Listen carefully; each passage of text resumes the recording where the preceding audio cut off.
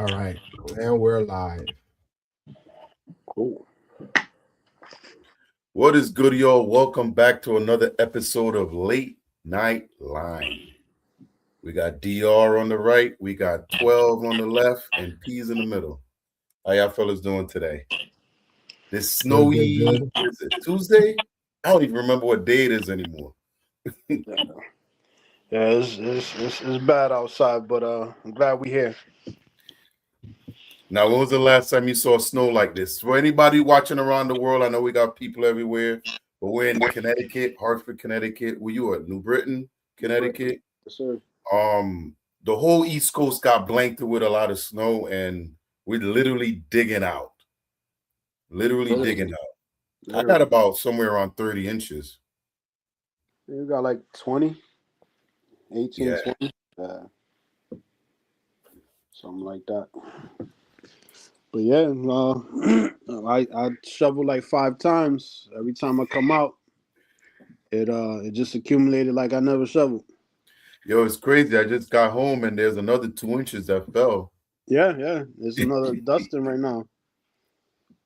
It is crazy. What up, 12? What's going on? What's up, man? I just backed out. You didn't clear everything, did you? Cleared everything. But All right, well, we'll talk while you load up. No, it's gonna go live. Yeah? You muted your mic.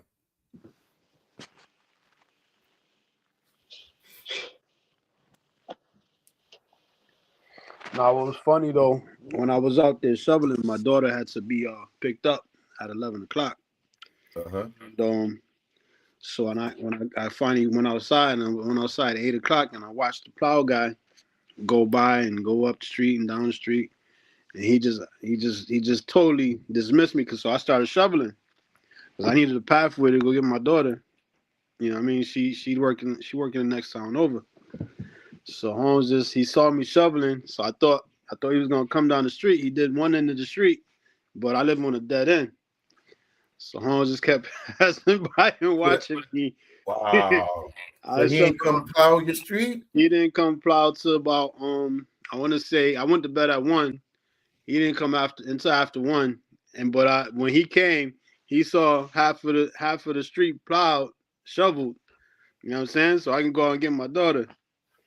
So I mean, we made it happen. My other daughter came out and helped me a little bit, and I was thankful for that.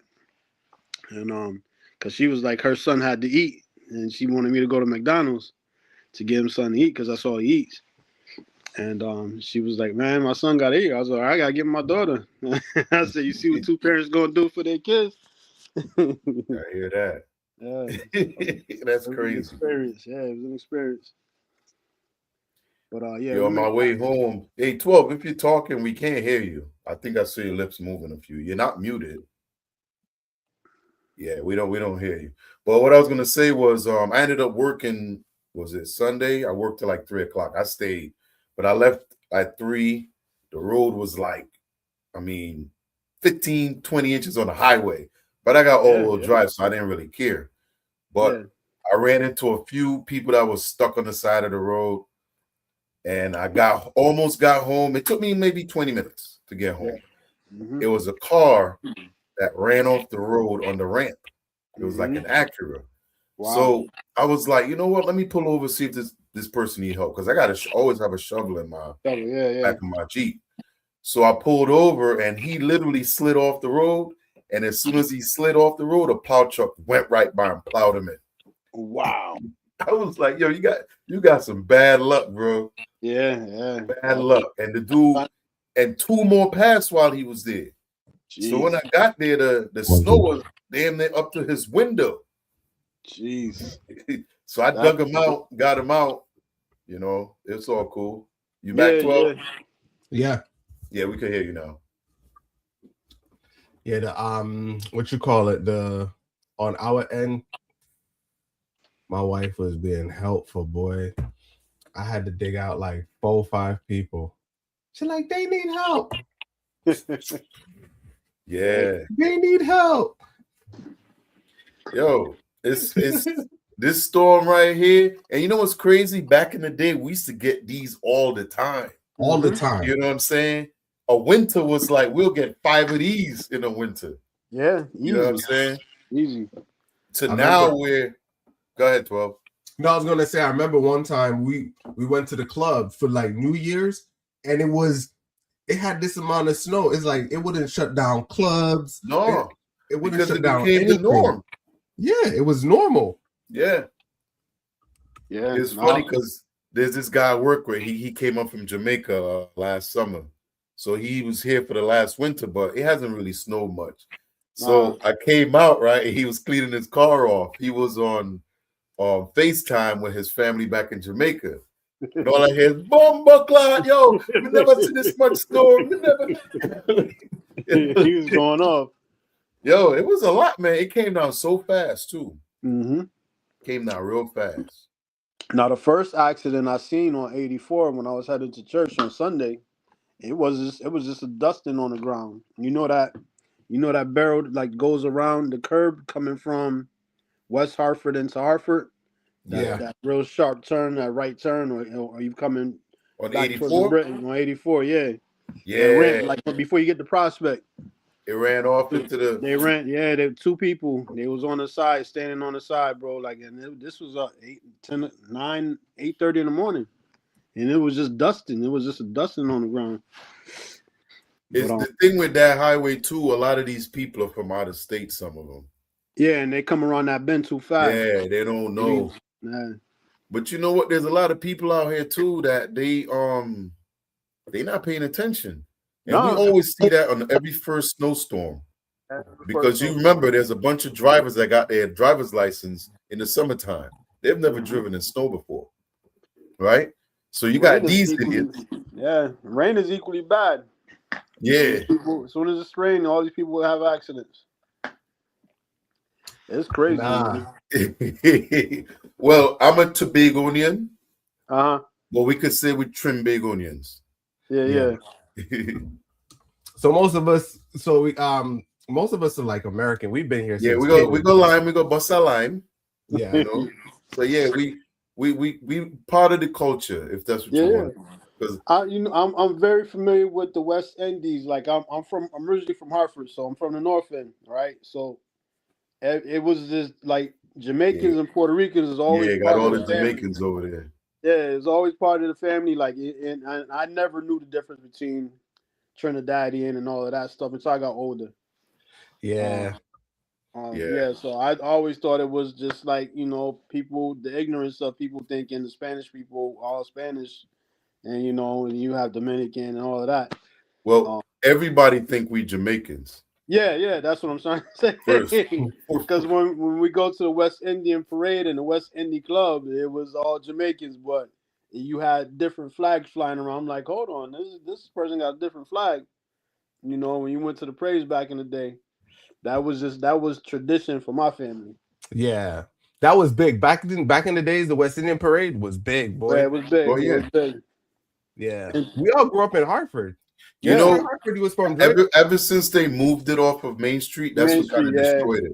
Yeah, I lived on Sargent Street, right off of Garden, right there, almost on the corner of Garden and Sargent. Yeah. P grew up on Westland. Okay. I lived on Charlotte. We lived on Charlotte, and then we moved to Westland. Okay. You used to be over there, Nelson over there. Okay. Yeah. Nelson that's where we grew up, man. Man, we live right across from the Ville. From the Ville, yeah. I used to live in the Ville when I was little. And the thing is, when we moved in, the Ville was still there because they tore down our Ville houses. Yeah. They broke it down. Yeah, they got it's nice all houses condo there like now. it's like condos. Yeah. So all the projects they doing the same that thing. That had to be at least 10 years now, maybe even longer. I ain't drive by there in a minute, man. Yeah, they redeveloped that whole area, man. They moved a lot of they like pushed everything. It's pushing. You can see it as it's getting developed. They put the working families and the elderlies in there. Okay. So that's what they did with those projects. It's not gentrified like if you like go to Brooklyn or something like that. But I tell you what, let something hit and go through that project. It's gonna be projects again.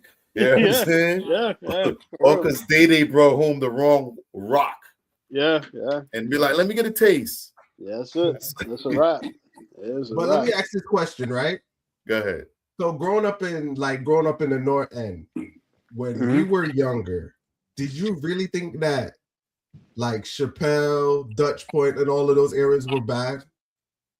No, it was just a way of life that we all lived. It was everybody together. Like, cause when I moved to New Britain in like I want to say 89, 88, 89, it was a culture shock for me to see all these Polish people, and it was Yo, they just a got their state. whole community. They got their own community, so it was a culture shock for me. It was like, oh, what's this?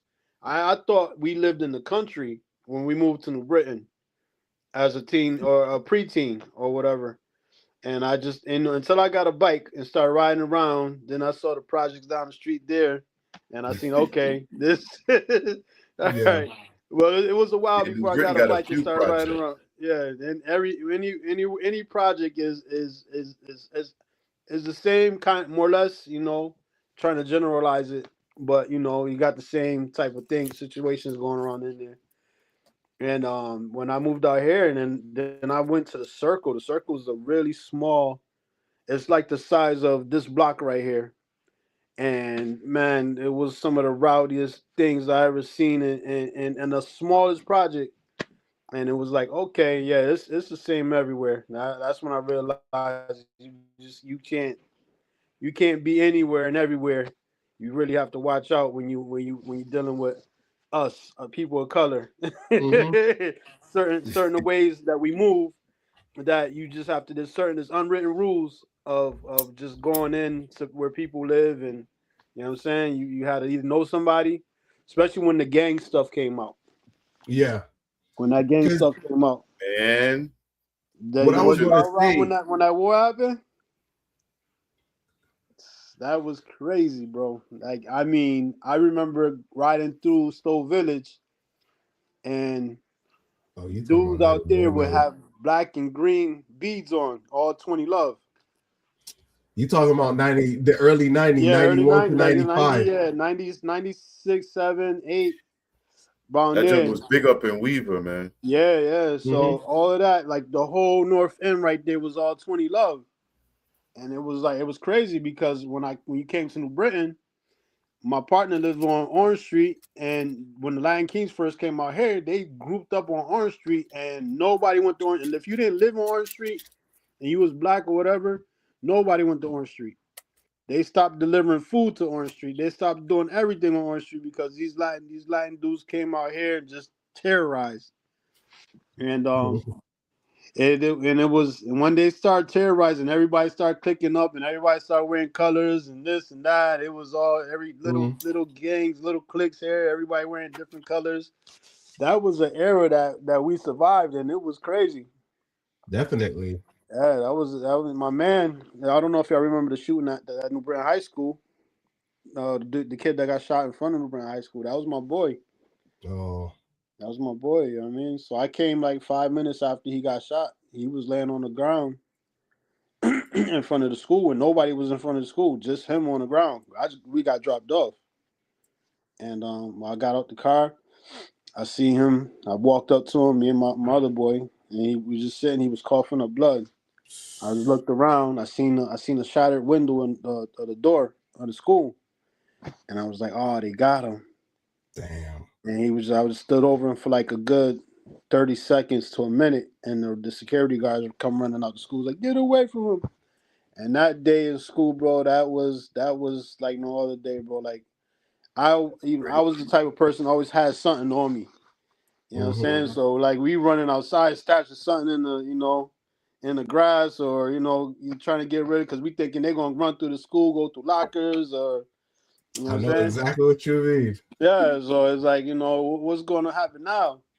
But it was definitely a day of silence and mourning in the school. Like it didn't really hit me until the funeral. Like, you know what I'm saying? It was like, yeah, because prior to that 10 day, prior to him getting shot that day, he got arrested. He got suspended for 10 days. Those 10 days exactly, is when but the day he got suspended, we and him was walking home up Broad Street, and he pulled me in back of him, like a car pulled up. See, I had no clue. I was still young minded. Like he tried to get me to join. Like, you know what I mean? He's like, I mean, he got real. Me and him kind of clicked up. He was like, Drake, I like your heart. I want you to join us. I was like, bro, I'm black, bro. What you mean? He was like, yeah, but I can get you in. I'm like, nah, I'm good with that. And, you know, because he like I said, I lived in the neighborhood, so like a lot of the OGs, they took to me, they took a liking to me. Like a lot of OGs was like, yo, you got any issues? Blah blah blah. Come see me. I'm like, you know, nah, I'm good. Now my brother, on the other hand, he's doing his own thing. He never really affiliated with anybody. He kind of ran with different people and got money everywhere he went. Yeah. So like, cause he was a little older than me, so he would click up with people that we knew from Hartford, and you know what I mean, he would hustle with them. He would come out here. This dude had Latin queens come to the crib. Like they're all pink, what's the bandanas? And he, you know what I'm saying? He kind of rode neutral. He didn't affiliate himself, so that kind of molded me not to affiliate with people, but that saved my butt.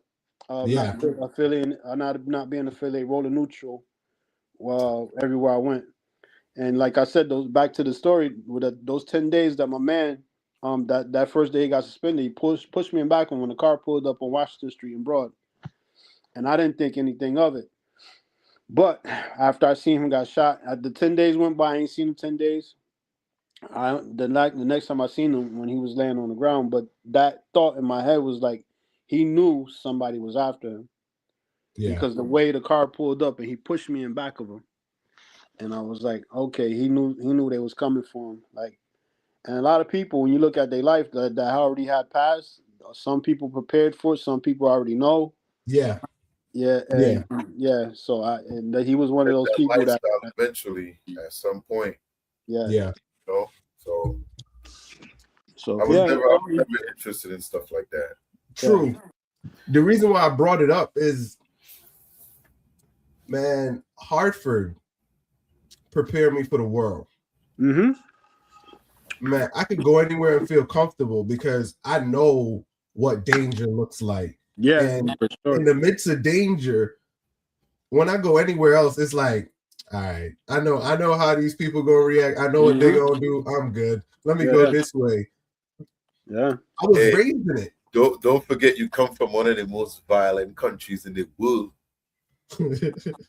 Trinidad is one of the most violent countries in the world. Yeah, that's something I didn't know. You know what I'm saying? Yeah. And then we move here, and like he said, man, that junk gets you ready for everything. Yeah, it gets you because, I was explaining to my kids how we used to walk from Charlotte Street all the way over to the Ave to Fox Middle. Yeah. Where we had to cut through the park. What he was talking about when they was all them shooting and killing going on over there, they used to dump the bodies in the park. Yeah. Keenan Park was one notorious for that too. And I was explaining to him, I'm like, we had to pass by dead bodies. Yeah. But we were so young, we didn't know.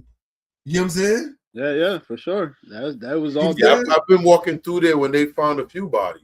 Yeah, and that's what I'm saying. It's like we were so young, we didn't have time to process it. Yeah, it's like, you got to make it to school back home, and you know what I'm saying? I remember when I first came to the US, and my auntie said to me, "You ain't hear nothing, you ain't see nothing." She got you ready. Just like that. You're not hear nothing, you're not see nothing. Move. That's it. She knew you was gonna mind your business. No, that's what all of us. They tell us. Living in New York is a different life, man. Yeah, it New is. York fast paced, man. Keep it moving. Keep it moving. Keep it moving. You see, New people York is way different. It's not way different. I think we're like a couple steps behind, but Hartford always been just a slight step behind. No, Hartford is not a step behind. It depends how you. If we like Hartford is its own place, yo. It is. You really like, is. You can't compare it to no other place. Like you will get humbled fast. Oh yeah, definitely. You know what I'm saying? Definitely. Yo, do you know in the 80s they had to bring in the National Guard? Yeah. Yeah, when the was it the gangs that took over? Yeah. The city. Yeah. You know, back then in the 80s, so like I learned all to fight and everything from Hartford. So when my mom moved to New Britain, she goes, I had to take you guys out of Hartford because I would have to train you how to kill out there. Because it was like you couldn't walk. Like we used to go to the YMCA right there downtown. Where did you live? On Sargent Street. Oh, right on the corner, right like Garden, like in the beginning of Garden, like almost towards yeah, I know where that's at. Yeah. That's what I was telling you, Pete. That's what brought up the conversation. A lot of drive-bys over there. Yeah, so and so us living over there, we were walking home one day from the YMCA, and it was a couple guys. One guy I went to school with, but it was his older cousins. So me and him was just talking because we was the same age, but he was one of those kids that was always with the older crowd. You know what I'm saying? He was a little faster in life. So his cousins was down with the Avenue. Yeah.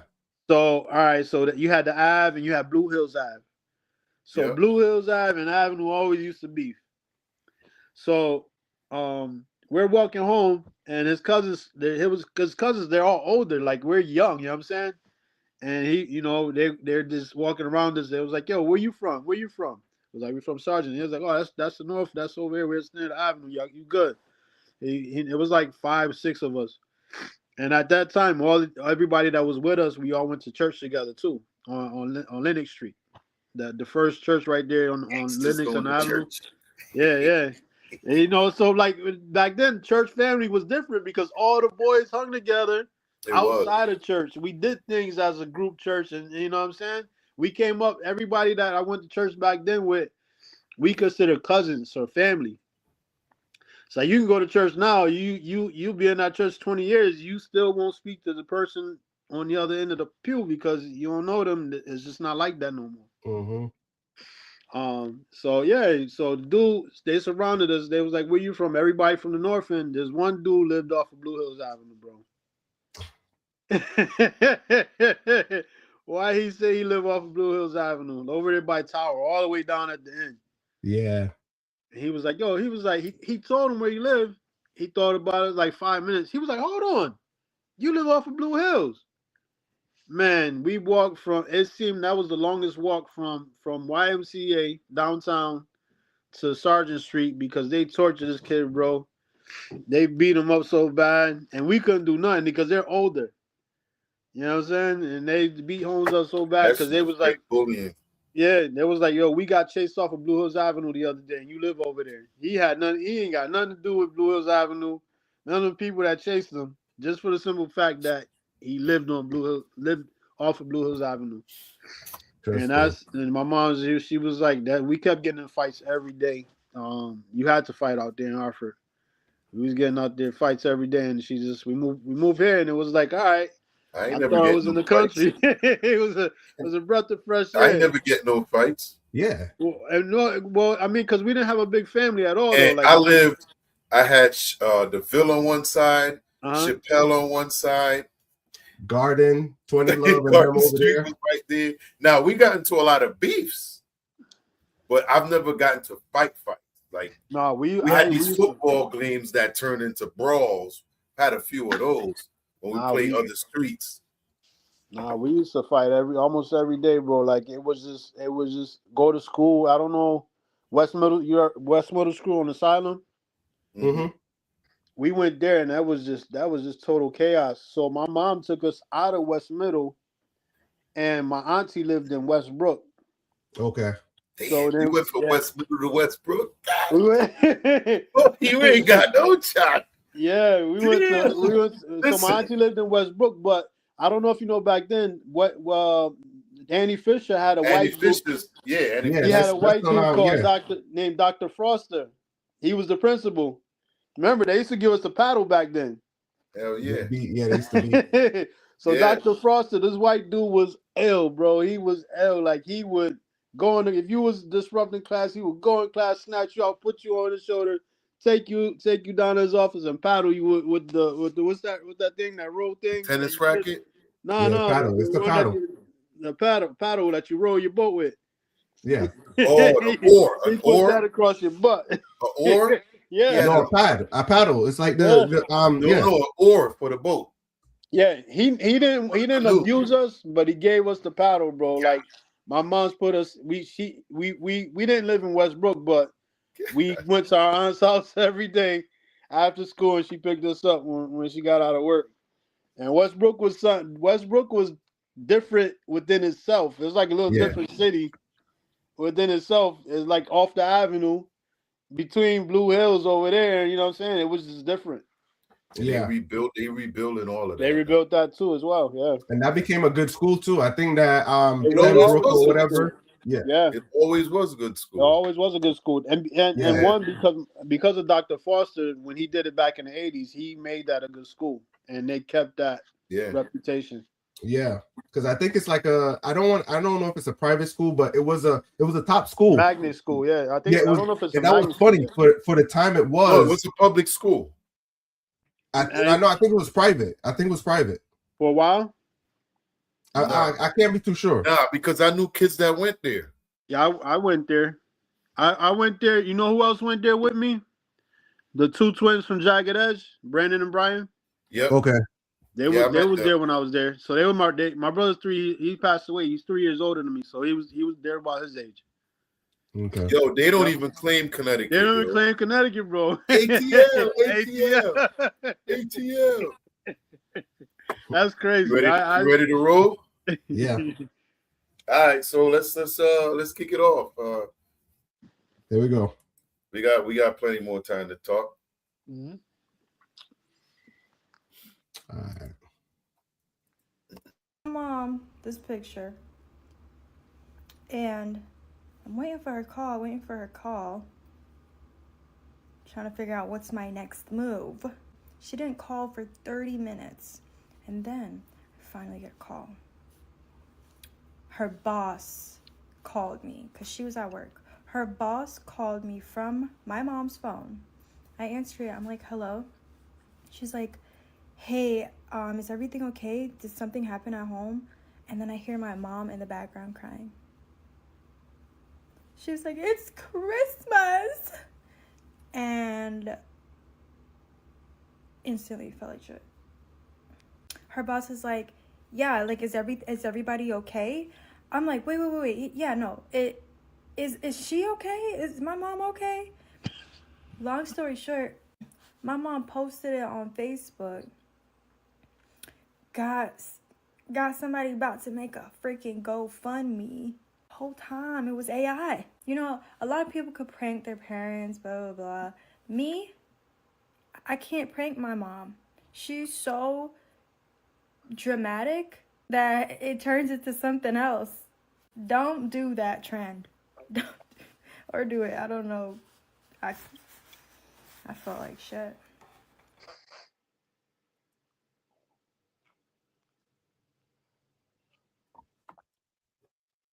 So that was a video of a young lady pranking her mother with an AI generated photo on Christmas, and it was the ceiling falling. So how would you handle I saw it in the back. How would you handle a situation like that where AI is so advanced now that a prank could literally drive a parent insane? You know what I'm saying? Yeah.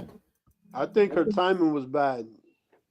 Because it was Christmas and it's stressful at that time where she's spending all that money and thinking she gotta come home and get a ceiling. Yeah. I think her timing was bad. Like we grew up where I don't know if y'all remember the Jerky Boys making prank calls. Okay. Yeah, I remember them. So like that was just, I don't know, I always thought that was hilarious. Maybe I would have laughed, you know, I don't know, but so what exactly was supposed to be the prank? The hole in the roof? Well, the mother was supposed to call. Right, but she said that her boss called. Yeah, because her mother was, so basically what she's saying, her mother is someone like she can't prank her. She pretty much doesn't have a sense of humor in that sense. Yeah. And so it's like if she sees something's wrong, she's proactive, reactive, and she, you know what I'm saying? So that's kind of what happened. And the timing, Christmas. And the timing, that's a stressful time as well. If her mom is like that, the timing was crazy, and she was going to proact and react like that anyway. But on top of it, it was Christmas. So she really had her boss call her? Yeah, because mom was panicking. Yeah, she broke down at her work. Yeah, she was crying at work. And she called someone to set up a GoFundMe and set up all along. It was a prank. So what's wrong with that? Well, to be honest, the average person would call and ask. So if I do something all this stuff up without even well, I don't know. I think I need more context because no, she sent her that. She sent her that picture, right? Mm-hmm. Well, at least her mom was trying to fix it. Yeah, and that's what I'm saying. But I think out. So the question would be, what would be your reaction if your kid called and send you a picture? What would be your reaction? She. How do you do that? You know what I'm saying? You will call and you're like, hey, go over and look at it. We go talk about it. But hey, she got right to the point. She got proactive. She was like, listen, all right, I got you, girl. I got you. Yeah, I like how the mom react, but most people will call and be like, hey, what happened? First thing I'm doing, hey, I gotta go home. I'm just wondering why she had her boss call. Because she was it's a female. You probably break down, you know. Well, it's her daughter. Right? Yeah, it's a daughter. So at some point they literally like communicate all the time. Yeah, but she didn't. She reacted and created a GoFundMe and everything else. Saying, like she did all that without even calling. Yeah. Right. Yeah. So most people would see the damage before they react. Well, at least have a conversation with her. Yeah. Wow. And that's what I'm trying to say. The normal person would say, put me on FaceTime, let me see the damage, how it happened. You'll basically go through, you know. She even set up a GoFundMe. She was like, listen, I ain't got no time to waste. Yeah, she was waiting money now. So this is one of the things where what this reminded me of was back in the days in the islands. If somebody passed away, they wouldn't tell people over the phone. This used to be a unwritten rule. Like if someone passed away or someone tragically passed away, don't tell them on the phone. You know what I'm saying? Either they call the neighbor or a family member to tell them to go to the house and explain it to them. They never tell them directly over the phone, because what would happen was like people would they get the message, try to react, and they go out there and something happened, and so that's what this one reminded me of, where even though it's a prank, she could have hurt her mom, but it's crazy. Well, at least she know her mom got her back. Yeah, that's what I'm saying. Definitely got her back. Yeah. But it was at a price though, a heavy price. True.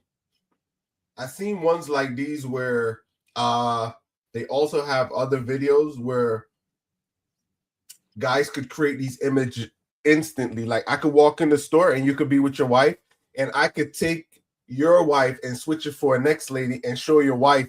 That's the prank that they're running now, where like you're out and it's like they would take a picture of you and go up and be like, oh, I just see him kissing my aunt. I was like, oh, those pictures are they're too real, but technology is crazy, bro. I can think of one time my brother, he put that fake blood that you get from Dracula, the costume. Yeah. Put it on a sock and put it wrapped around his head. And he ran to my mom. He's like, Ma. And she was like, what happened? And he just started laughing. And I don't know, bro. In my household, we were some jokesters, man. So I could see how funny how somebody would prank and use the technology to do something like that. Did Mark get in his ass? Yeah, no, she went. She laughed after the fact because she knew how he was, man. We was just crazy, man. Yeah, We had good times, bro. definitely. Yeah, we had some fun. All right, let me transition to the next one.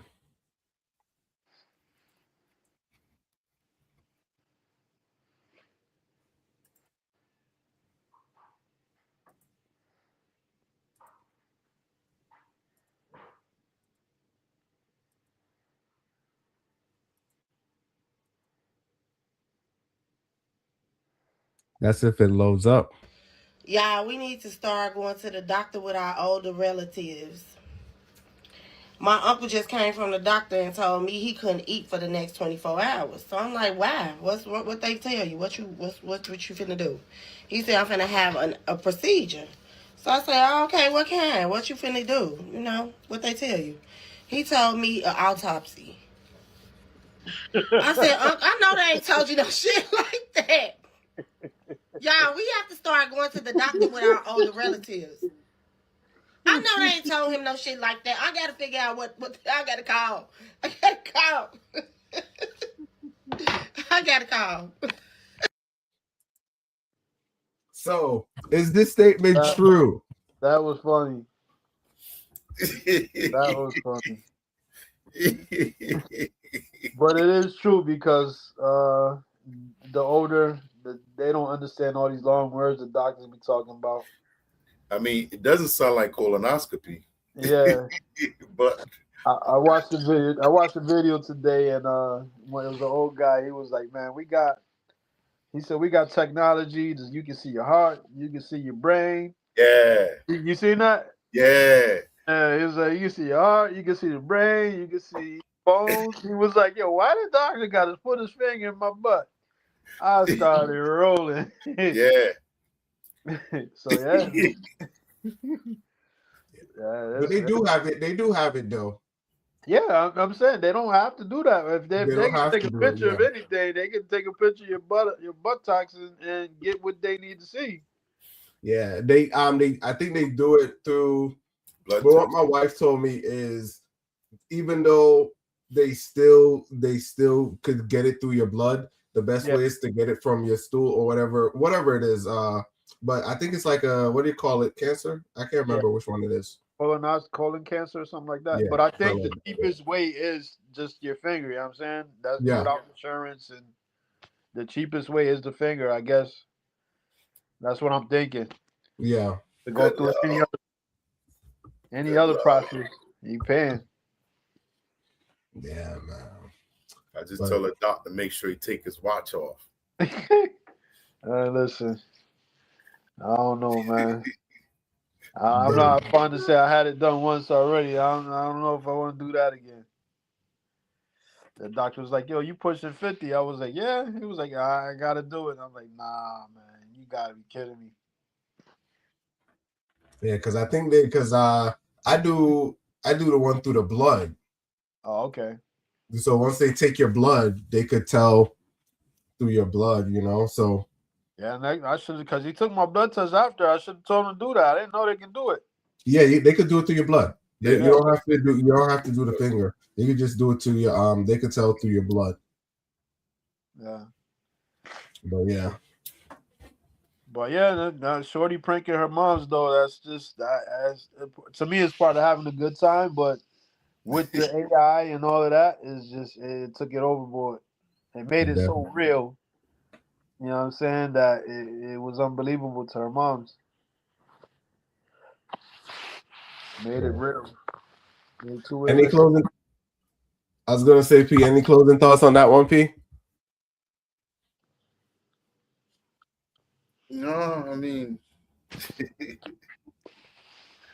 that was a good one. I like that one. Yeah, it was funny. There we go. I thought she was gonna talk about, like, when we go to the doctor with our parents, usually you kind of find out what they got, so you know what you gonna have, what your kids gonna get. But what she ended up coming out with, it totally surprised me, you know, because she never really said what he actually went in for, what he's going in for. But usually, it's one of those, from what I hear, is the best shit you have in your life the day before when they do the colonoscopy exam. Yeah, boy, clean out everything. Autopsy. Yeah, she Yeah. Most of us know what it is. That's when you dead. You gone. Yeah, you gone. That's the last exam you But get. I was wondering if she said something to him, like, yo, do you know what an autopsy is? Yeah, no. Yeah, I'm pretty sure she bust out laughing as well. What you say, She had a time with it. She had a time with it before she actually explained it to him. Say that again. On the phone and called everybody. I'm sure she probably turned the camera on and tried to record it too. Say it again. Mm-hmm. All right, let's roll into the next one. Here we go.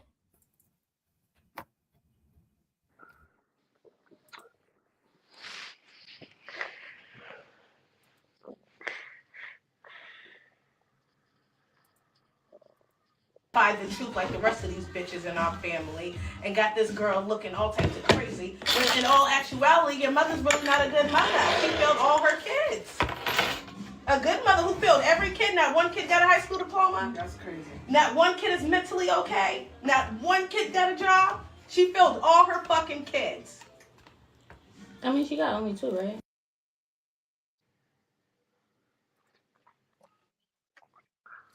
So this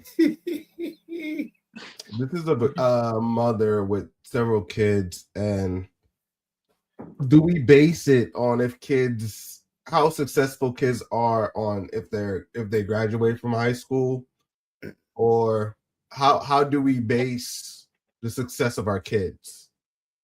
A 2-parent home is statistically better off than a single parent home. So I ain't hear nothing about dad at all, like, you know what I'm saying? So it was like one of those situations where I ain't hear nothing about dad. I'm like, what you mean? She failed the kids. However she got these kids and there's no dad around, you know what I mean? It was already against the kids out the gate if the dad wasn't gonna be there. And she, it played out statistically, I guess. And one can only do so much with kids, man. I'll be trying to tell people like, yo, if you can stay together, man, stay together. I mean, I know, particularly me, my personal stand together for kids is the wrong reason, but it's a good reason. Mm-hmm. Yeah. I mean, it's sacrifice. I can sacrifice. Now, females can't sacrifice their happiness for but men do it all the time. Yep. Men do it all the time. There's some ladies that do it too. Some ladies do it too. Yeah. Hey, hit him, not us. Hit him. Yeah. Yeah, point it at him. Yeah. So I mean, it's and it depends on the individual. I mean, how that individual was raised. So it was just like, I just didn't hear nothing about that. So it was like, okay, that was a red flag right off rip. Now, it's just a snippet, so we don't really know how long the conversation is, because I think there's two important people in the kid's life, the dad and the grandparents, other than their parents. Yeah. But the grandparents were kind of like set the example, or not the example, but the starting point. They help with that. Dad definitely is always positive in every kid's life. For sure. But does it say is it only 2 kids she have, or is it more than 2? She said it was 2 different numbers. It was 2 different numbers. The lady at the end said she only got 2 kids, right? But I'm not sure that's correct. Yeah, because when she first started the video, I think she said a different number. I think she said like 5. 7 and 2. Right? Okay. 7 and 2? That's what I thought. Okay, so maybe it is 2 kids. No, they can't be 7 and 2. They graduated. They said none of them graduated. Right. Yeah, graduated. So did that mean they dropped out, or if they graduation that could be it could mean they drop out, because if they ain't finished. Right. Okay. Yeah. So and they had mental problems. That's missing back. See, yeah, that changes things because what it probably means is they actually never got the help they needed. Yeah. I'm a spin this for a second. Go ahead. I'm a spin this, right? Bear with me, guys. Don't come for me as much. Spin it. I'm a spin it. Here we go. Right. One of the things I seen, and I seen this firsthand, was certain demographics of people. I'm not putting it all on Black people, right? What they do is they will put their kids on disability to get more money. So basically, they'll put their kids on disability to get more money. And this was prevalent. I seen this with a family where, everybody in the household had some kind of disability and they were receiving like $2,000 a month for each kid. Yeah. That's a survival tactic. And I was like, how could you do that to your kids? And there's a price to pay. Right? Your whole family, it was like a family of like 7 and all the kids were on disability. Damn. No, and I don't think anything were wrong with those kids. No. Nothing were wrong. It's like this. They would lash out and they would act out in a certain way, but they did it in order to meet that criteria to justify their behavior. Mm-hmm. You know what I'm saying? So I was like, that's crazy. They were trained. Yeah. Yeah. So they beat the system. Yeah. Basically, they didn't beat the system because it's a price to pay for all of that. They got to take Ritalin. They got to take all of that stuff. You know what I mean? You just don't get disability. You gotta actually, all right, you got whatever you're diagnosed with, you gotta take those meds. So all them kids that's just bad, all on Ritalin. Ritalin, yeah, that's what they do. They try to put them on Ritalin from a young age. I went through that for a little while with my kid. Yeah, so I mean, I took him off of that. One day I sat him down and talked to him, and he was like, he'll take it and he'll be like, I feel like I'm high. Yeah. He was like 8 years old, 6, like he was a kid. Yeah. And then I took him off of it and left him. He's been good ever since. I mean, he's still hyper. Yeah. But once he took that thing, man, he became like a zombie. Yeah. And they get skinny. And what the thing that bothered me was they always kept increasing the dosage. I'm like, y'all getting him hooked like a crackhead. Yeah. What are we talking about?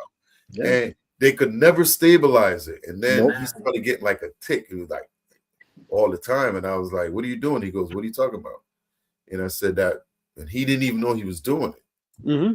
And then I think it was in middle school. I took him off of it. And I was like, go be you. Yeah. I've went through that as well. He was happy as ever. Yeah. He was on soccer team, and his mother gave him his medicine before the soccer game. V was so pissed. This dude was scared. He became a zombie on the field. He couldn't even play soccer. So that's another thing, bro. Like, okay, like when you have a child with somebody, so the person you have a child with, their mentality on raising the kid and handling the situation, when they go to the doctor and the doctor say, oh, I think this going wrong with this kid. So like when I took my son to the doctor and we went together, the doctor would say something like, oh, I think because he was hyper, my son's always hyper. Like me and my brothers always fight. So like, I mean, and when they always fight and they fight in the doctor's office. So like, and the doctor would say, oh, I think he should be tested for ADHD or something like that. I was like, chill, there ain't no ADHD, nah, you good. And none of that. He's good. Just because I let them loose a little bit, and I'm lenient, but like I don't let them get out of control. But I let them be who they are. Mm-hmm. And always, right? Like I said, when you have kids with somebody and they just have a totally different perspective, that's another battle that you got to face. Yeah. Like, you know what I mean? So there's another scenario to throw out there. where the father is and why they're not together. If it's only one father or multiple fathers, you Right. know. And if the mom have to say so, and and not there's no dad perspective, it's just it's a lost situation for If everybody. I had to guess, I Hmm. would say it's two fathers. Yeah, The reason I probably say that is because if it was the same father, that first kid would have made it at made it. least. You know what I'm saying? But the Yeah. fact that the first kid, it's a gap, a good gap in there, right? So it had to be two different fathers. The first one bailed, Mm-hmm. and then the second one came up, and I'm sure the first one had to raise the second one. Mm-hmm. Because mom was never around, Yeah, took off. there's a lot of dynamics to it. But it's like the girl that was talking, is she like her sister or something? Well, family member, I think it's probably her. It's probably her talking because she said, "How can a mother fail? How can a Could mother have been fail her she kid?" could have been a daughter, right? Yeah, she could have been a daughter. She like that was her Could have question. been the daughter. She Yeah, could have been the daughter. because that's what she was explaining. How can a mother fail her kids? Two of them never finish high school. Two of them have mental health. It's like she's asking for a question or justification if that's her. So But that probably is one of them. yeah. Now, how How much do you think they got kids too already? she looked I'm older enough. presuming, yeah. Yeah. Yeah. I'm assuming, yeah. There's nothing wrong with her. Yeah, you know how it goes, man. Like once you're in the system, you're in the system. Yeah. And you can't get out. Unfortunately, our young boys are and our young kids are targeted. Well, now after this COVID stuff, they target everybody. But our before COVID and all that, our young boys are targeted. You know what I'm saying? So it was a thing, man. It's just like it goes back to slavery. And there's books out there where they put out their ideas and how they was going to do us after slavery to hold us back. But God is amazing, man, because they can't do it no matter what they do. You know what I'm saying? All right, kids got ADHD, but they're geniuses. They got autism, but they're geniuses. These kids, my grandson can't talk, but he doing multiplications and he don't talk. Yeah. You know what I'm saying? So like it's like God. It's like when somebody's born blind, their other senses is just Kicking, yep. kick Yep. in. They're amazing. You know what I'm saying? So like you can't what God made. You can't really hold back. You know what I'm saying? So whatever they gonna do, God already has something. He got the Bible says he sits back and he laugh at their plans. You know what I'm saying? Mm-hmm. So, but it is what it is. The make sure you get like a specialist, like a speech that's all that's most what most of them needs is My I nephew can't had remember that. the right name for it. I've had My your wife sister had to talk to get one for my nephew too. I have your wife talk to my daughter every so now and then about, because she's very knowledgeable. So if I ever have a question and I do call Lisa, I put my daughter on the phone with her Yeah. because she guides her to certain situations. Yeah, exactly. Yeah. Yeah. Because what we found out, well, I'm gonna say allegedly, is when the system in like some of these schools, they pay certain amount of money for kids with special disability. Yeah. It's a money So market. so the Some of the funding, government funding stuff, right? yeah. Yeah. And if you're not educated, and trust me, having kids at a young age versus you being a mature parent, let's say like your early 20s versus your 30s and 40s, is two different things. When you're younger, you like you just kind of going along unless you know the information. But like at a certain age, you're like, nah. Why they keep pushing this agenda? And you kind of figure out like, oh, Yeah. they getting paid for Yeah. for a specialized a child with special thing like IEPs and stuff like that. The school get money, because it's more of a need. It's more of a need. They don't call it special ed anymore. They just call it like an IEP. So I found the same thing about doctors though. Yep. Instead of and doctors get paid to put you on medicines and high blood pressure, this and all of that. It's the same thing across the board with everybody now.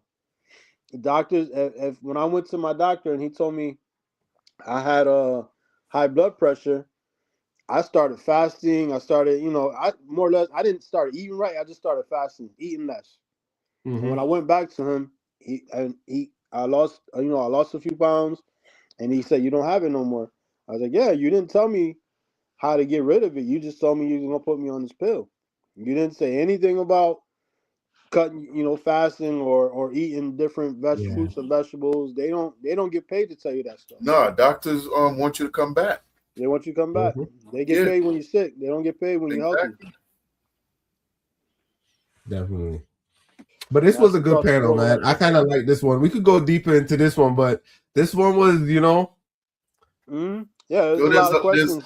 There's a lot of storylines. Yeah, or scenarios. The bits and pieces, And we only get a snippet of it. Yeah. So we're left to throw our ideas out.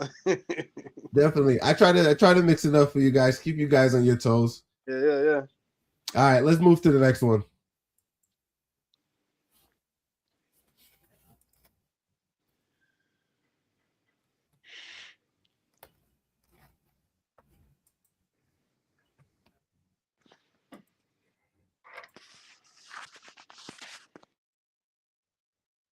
Because what you mean you're suing the hospital because the doctor told you you're pregnant. However, you identify as a man and you believe that men can't get pregnant, so you refuse to accept those results. What?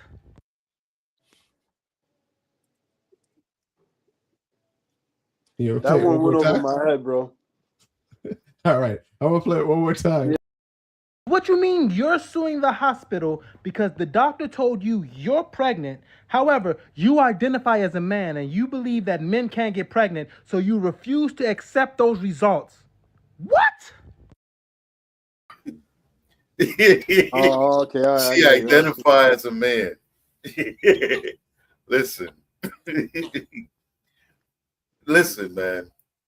One thing I could say, since this last administration has taken over, we ain't hearing no more of this crap. This gender crap where it's like whatever you want to identify of, and like, yeah, that's very true. Like that junk was at a height when you was like, yo, stop. Like, what are y'all doing? Like, why is it in my face? Like, Yeah. And there's a lot of delusional people like that out there. A lot of what's funny is like they take the delusion and make it the law. Dude, to make it legal. There was one guy who identified as a wolf. And I heard he went to try to go out there to live with wolves. And there's been a few like stuff, and you'd be like, really? These people are really into their genderism. What is the word? I know for one of those is called a furry. A furry? Mm-hmm. If you identify like a cat and a dog. I was watching one. I'm not sure if they dressed it as one. Dressed it. I know dressed it is not a word. God damn, that's their Hartford education right there. Mm-hmm. But I'm sure he didn't dress like a wolf. I think he went out there as himself, pretending to be a wolf, thinking they were gonna be like, "Oh, yeah, here, come here, dinner." wolf. Yeah, it's a dinner. Exactly. Yeah. So the thing is here is how far they take it and how far the courts to let them take it. Exactly. Is it going to bite the courts in the butt for them? So here's the thing, right? Here's the thing, because if she identify as a man, she doesn't understand what a man does. Because if she was doing manly things, she wouldn't have got pregnant. No, definitely not. Well, the thing is, if she identified as a man and was looking and into a female that looked like a female that had a man part. Yeah, but still, if you identify as something, don't you have to be that thing? Like, yeah, well, like if I'm a cat, it's the delusion. We know it's a delusion, but if you understand the way that biology works. Yeah. It takes penetration, and if she's a man, she's not supposed to be getting penetrated. Just saying. Yeah, well, I'm saying, but if that person has a female is a man, the man do the penetrating. Yeah, P, you bring up So a you good point. Huh? Hold on, P. You bring up a good point. Hold on. If she's a man, how did she get pregnant? She don't have like man you parts. said. She had to been receiving. Yeah. Right. So she playing to both sides. Yeah, she can't play. It comes down to how far the courts are going to let them bring this. You know what I mean? Like, will the courts grant her him or her a lawsuit money for this situation? She sued the hospital. Yeah, I'm saying, but whatever court they bring this to, how far would they go with that? What does she think she's going to accomplish by suing the hospital? It's kind of on the thing of, and I'm snowballing here. I'm playing devil advocate. I think she's going through the whole process is like one of the things where you feed into people delusion in the sense of, hey. Yeah, but what I'm saying is, what does her identifying as something have to do with the hospital? Because it's not like they went and did a change on her where they removed certain things and did an operation. Right? I get you. She just basically identified as something and she got preggo and now she's blaming the hospital. Like, that ain't got no legs, man. That ain't got no legs at all. But you know, they used to put those people in insane asylum for stuff like that. I know. Back in the days, they just you know what's crazy, yo? Even the kids in special ed in the regular classes now. Everybody in class together. Mm-hmm. Because I'm taking a class on it, and I think depends on how it is, but like now they don't want separation. They want everyone to be in the same classroom. Oh yeah. I forgot the name for it. That's now what they just do is give them IEP. So you could have a disability and be in the same class, but they give you more time with instructions, and you also have out of the classroom help to help you along and things. So it's like we're living in a culture now where it's like if you in that slow class, everybody get to pick on you. But if we put you in a regular class, no one can really pick on you or identify your everybody disability. In the classes together. Mm-hmm. I understand what they're trying to do, but I'm gonna leave the red. What I was gonna say, I'm gonna leave that for another show. Yeah, because you could definitely see why the American system is falling behind when it comes to schools. You could definitely when people say that, I'm gonna push back, right? Let me push back on that, and we'll topic it for our next discussion, right? Yeah. Go ahead. That does not happen in every school. What? It's like in like some inner city schools, you may find that when you go to some prestigious school, that is not taking place. Well, here's the thing: private schools can carry their own curriculum. They can do whatever. Right, true. It's the public schools that's affected. So let's put it like this: it's based on the demographics or the region that you go to school. Because if you have a community where people support the school and support the school agenda, so it's only the inner city schools. Well, I don't want to put it like that. No, we there already, bro. We there. So that's what we saying. Inner city schools. That's who gets affected by all this. because they're it's highly popular. They're funded by the government, so they got to push their agenda on them. Okay, I could see that. Yeah. That's I'm talking about the inner city schools. Yeah, certain schools don't go through that. Certain schools don't have that. Like when you talk to certain people, like now that like you're in higher education and certain stuff like that, you talk to certain people and what they're learning, how they're learning. It's like hey, I didn't learn that even when I was in, and you kind of gives like, oh, it's the curriculum. Now watching like YouTube and all the social media platforms, what I see was you have people explaining their teaching curriculum. You know what I'm saying? So that's my part. But when you hear other people talk about teaching curriculum and how they go about it, they don't really face it in certain demographic of people. Mm-hmm. They could walk into, it's like, let's put like this, they could go into certain schools, and the kids know the agenda. They come to class, do their work, blah blah blah, out. In the city, this is a strong comparison, this may not be the case. In the city, everyone is off. You know what I'm saying? Some kids may not know how to read, some kids got problems at home, drama, all of that. So now when you put all these kids into a classroom, you can never have a nice medium range to teach effectively for the whole class. But to piggyback off your point, okay, I'm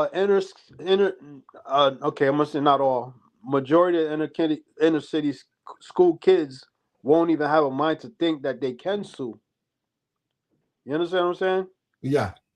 That won't even cross their mind that they can just lawyer up and call a lawyer or call a lawyer and sue for any situation.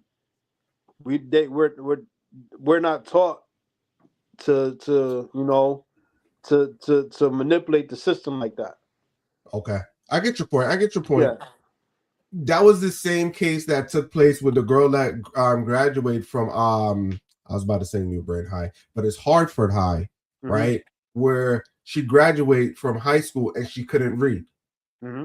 The mother, not the mother, whoever, they tried to go at the school. And some of these classes, I'm taking some classes. It's a teaching certification type thing. The mother, I think the mother sued the state because her twins didn't learn anything where they're in school. I'm like, you could do that, and when you said it, Drake, I remember. I'm like, what? Yeah, the mother, she failed her kids too. Exactly. Because that means she wasn't doing no homework with these kids. Or nothing. She wasn't doing. She wasn't finding out for herself. And at the end of the day, a single parent thrown into that situation as well. Like if she's working all day, coming home, she ain't got no help, and she's just sending her daughter to school. Her daughter's getting average grades, and she's passing. She's not complaining. Yeah. She's just trying to make it. You know what I'm saying? And working her 9 to 5, come home, cook, clean, and get ready for the next day. Like women work, the family structure. Yeah, but still, like, how could you? So how did they figure out they couldn't read? Couldn't read, yeah. I'm saying, like, I'm just giving a scenario. Like, maybe she didn't have no help, where she didn't realize her kid. No, but I'm saying, how did they figure it out after, like, she graduated? How did they figure it? Like, try to fill out a job application or something. Yeah. Ooh. But think about it, like now, it's like with technology now. Now you don't have to know how to read. You don't have to read. You don't have to read. The AI everything. Yeah, computer reads it out. They explain it to you. One of the things that I see one time, you still gotta learn. Yeah, you gotta learn how to read. If you can't read that fine print, you can't just sign anything. Well, some people don't know, and that's how. Trust me. So I think that's like a setup, because they always say if you don't want people to find stuff, put it in a book. Put in a book. Yeah, I say that all the time. That is true. That is so true. That's where you hide the money at. Yeah. So with a lot of these things is, education is fundamental, reading is fundamental, knowledge is fundamental, man. And they used to say that, and we were always thinking for something magical. No, but it was simple as that. Those are the key. Yeah. But as naturally as a parent, you should be seeing, overseeing some homework and helping the kid out. Yeah. That to miss that all through the whole 12 years of school is kind of crazy. Or like it's so much times when your kids would come to me, be like, "Daddy, look what I wrote today." They start reading the stuff off to you. Oh, I did this poem, and And or even write your name. You know what I'm saying? Spell your name. to get out of high school and then, so you got to think, yo, like, if you make it through high school and not learn to read, that means she ain't want to really be there either. Yeah. Not necessarily. Not necessarily. Okay. Let me see. Go ahead. Hold it down. Let me see if I can pull it up. One second. No, it's just like I'm trying to really think, because like I don't think I could have passed any of my classes if I didn't really know how to read.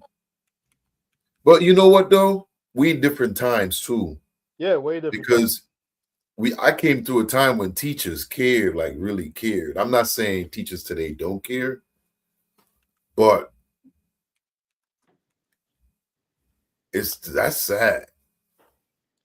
Yeah, I mean, I used to have this girl do my homework or do my work in this one particular class, and the teacher would walk up to me like, "Drake, this is not your handwriting. This is her handwriting." I'm like, "No, I did that." He's like, "No, look."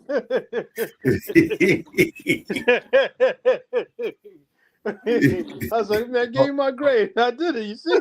He's like, "Well, it's her handwriting." You're supposed to copy it onto yours. Hey, man, listen. Like, she nah, took you the paper. She did the whole thing. She ain't like, I was like, yo, I was living good, bro. I was let her do it all. She did it all. I couldn't graduate without that girl.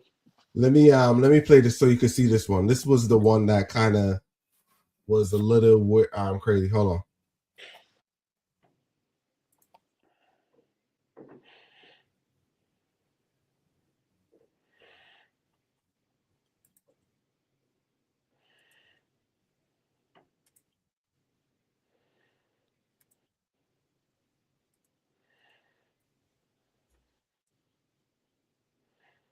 Report the harrowing tale of a Hartford Public Schools graduate. She earned her diploma, unable to read or write, and what she endured is troubling. She sat down with News 8's Eva Zamaris for her first TV interview. She shares her message. This is a special report from a precious moment in time captured in a photo of a young girl with so much hope and promise for the future. But her journey from that moment would prove to be unlike anything she could have ever expected. My name is Aley Ortiz, Aley as Haort. Struggling to spell her own name, 19-year-old Aley Ortiz tells us the school district she entrusted with her education failed her, graduating last year, unable to read or write. My time in Hartford Public School was a time that I don't wish upon anyone. Ortiz moved from Puerto Rico to Connecticut, becoming a Hartford Public School student in the first grade. She struggled with a speech impediment, dyslexia, ADHD, and initially a language barrier. Every first day of school, I would tell the teacher, hey, I cannot read and write, so please be patient with me, so everyone knows. For years, she asked for educational resources and support, but instead, she says she was bullied, harassed, and neglected by district employees. I cried knowing that the people who has big titles know that this is happening, and no one has stepped up to do something about it.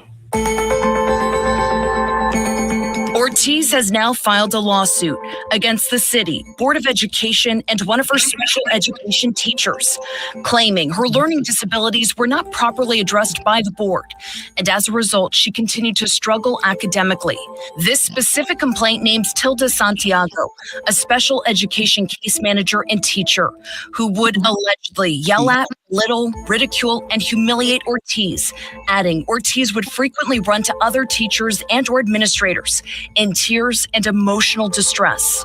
We reached out to Santiago for a comment. She directed our request to the Board of Education staff attorney.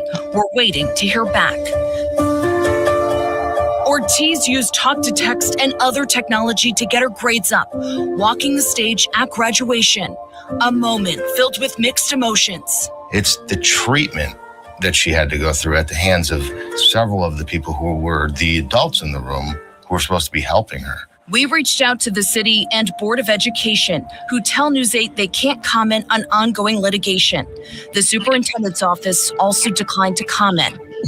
Carol Gill, president of Hartford Federation of Teachers, told us she can't speak on the specific lawsuit, but thinks there needs to be a review of policy.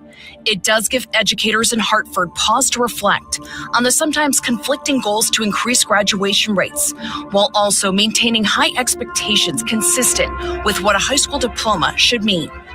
Ortiz wants to see change happen so that no other student will have to experience what she did. Education is so important, and I believe we have forgotten the meaning of it.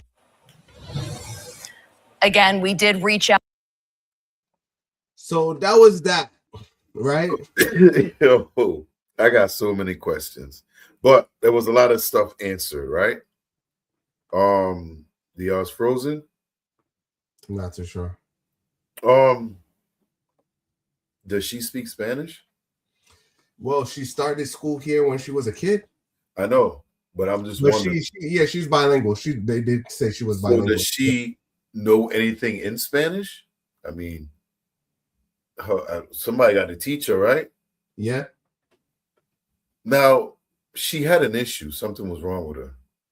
She had a couple. Dyslexia. She had a lot of things. So she actually had a learning disability.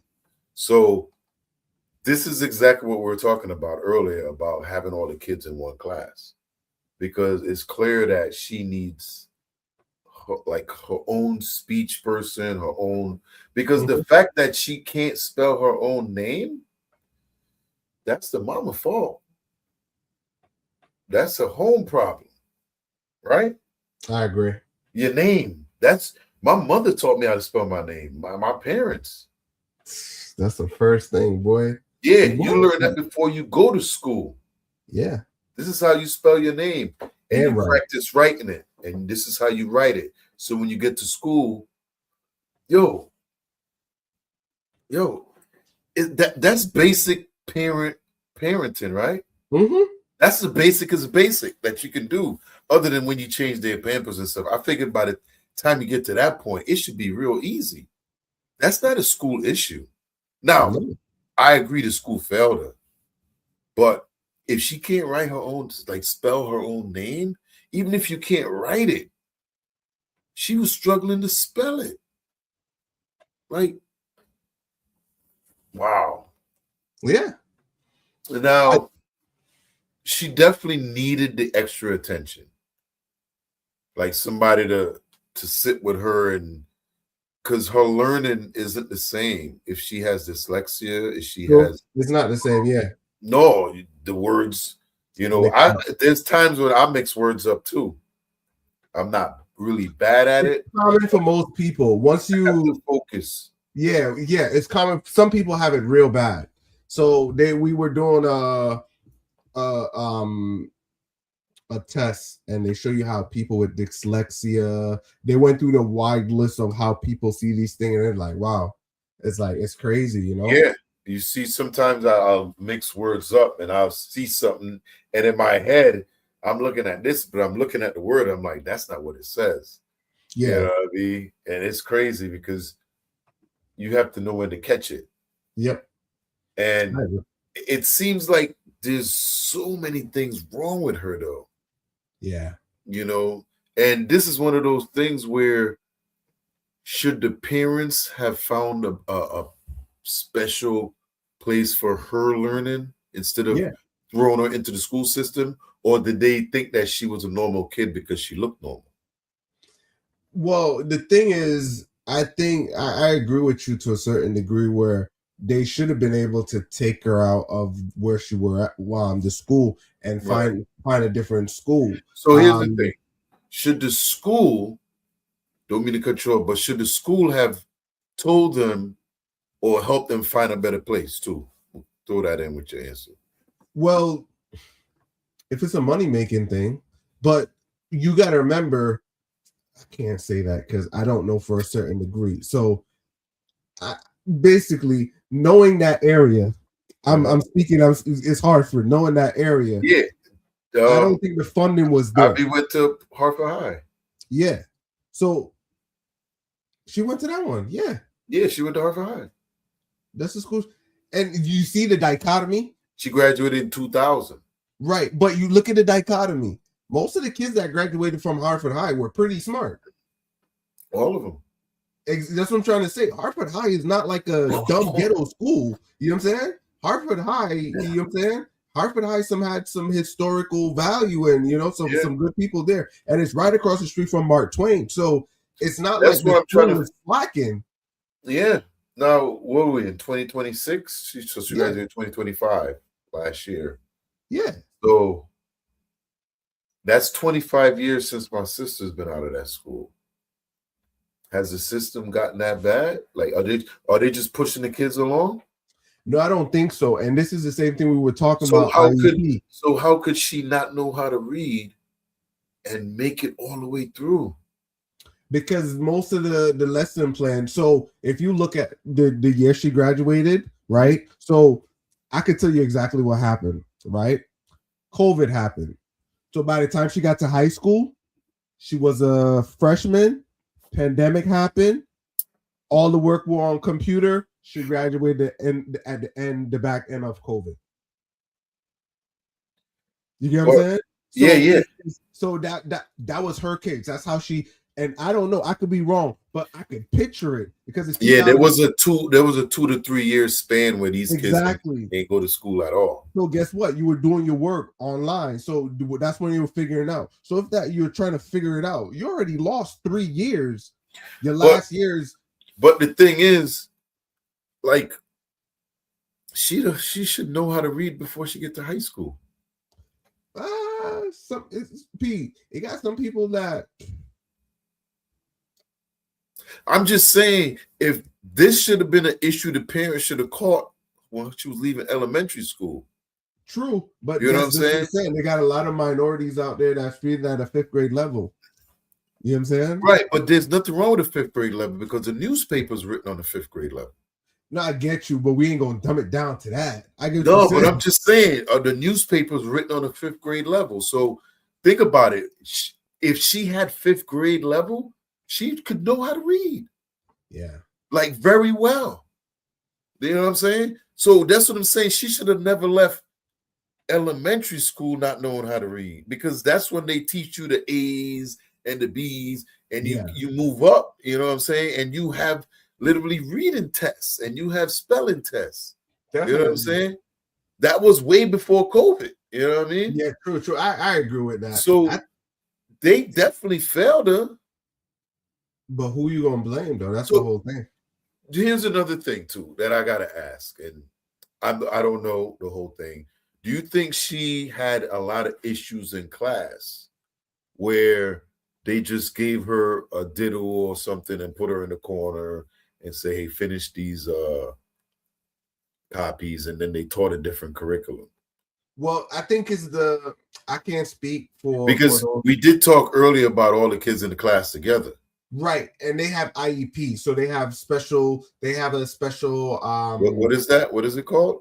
So IEP is I can't remember the acronym, but IEP is individual learning plan or something like that. But yeah, it's a plan directed for you. Let me see. I'm trying to pull it up while we talk. Let me see. So individual educational program, right? It's for it's a customized plan for public school for children age 3 to 22. Right? So basically this follows you. It's basically an IEP ensures tailored education goal accommodation and specialized instruction. So this, so P, I had a test on this. I should have known what it meant. I had to pull it up, but I had a test on this. So yeah. But yeah, what you call it? But now I think her parents failed her, as well as I'm wondering if because she came here from Puerto Rico, but I wonder who she grew up with. But even with that, you still all right. Yeah, these are basic stuff. I think we're looking at it from a weird angle because it's like we're looking at it from the point of like, how could you not? You know what I'm saying? Well, I went through the system. My kids went through it. So when they came through it, I was actually involved in it. And all of a sudden they got homework. I got homework. Yeah. You know what I'm saying? And you remember that stage when you're teaching your kids how to write. Yeah. Like teaching them how to do the A's and B's. So when they get to school, they know how to write. That was basic parenting. Definitely. You know what I'm saying?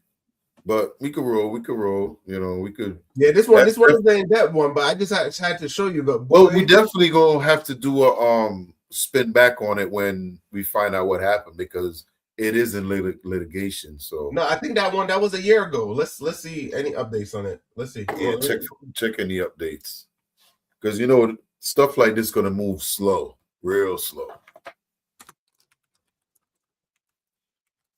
You know how they like to push it back because they don't want to deal with it.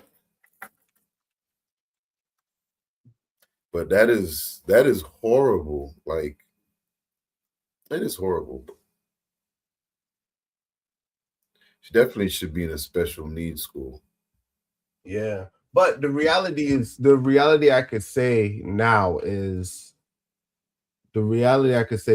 that she can go educate herself now. You get what I'm trying to say? This generation don't realize that everything is online. Like everything is in your hand, the whole world, all the knowledge, and they still don't even look it up. Trust me, I know. That's why I be trying to tell them. Yeah, I don't see any update on it. Yeah, so it's still in litigation. They gonna drag that. Yeah, I don't see any new posting, nothing. Yeah, they're gonna drag that past 2030. They're gonna drag that. That'll never make it to court. Yeah. So let's do this one.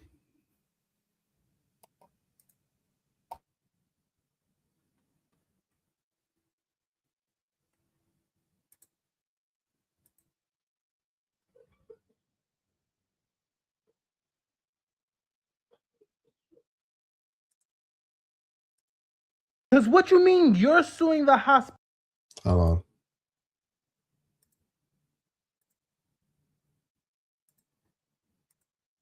Like, I got fired by my hair.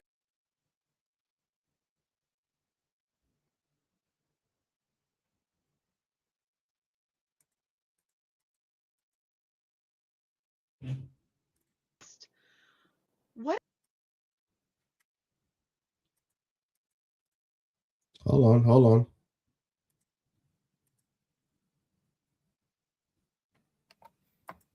You heard?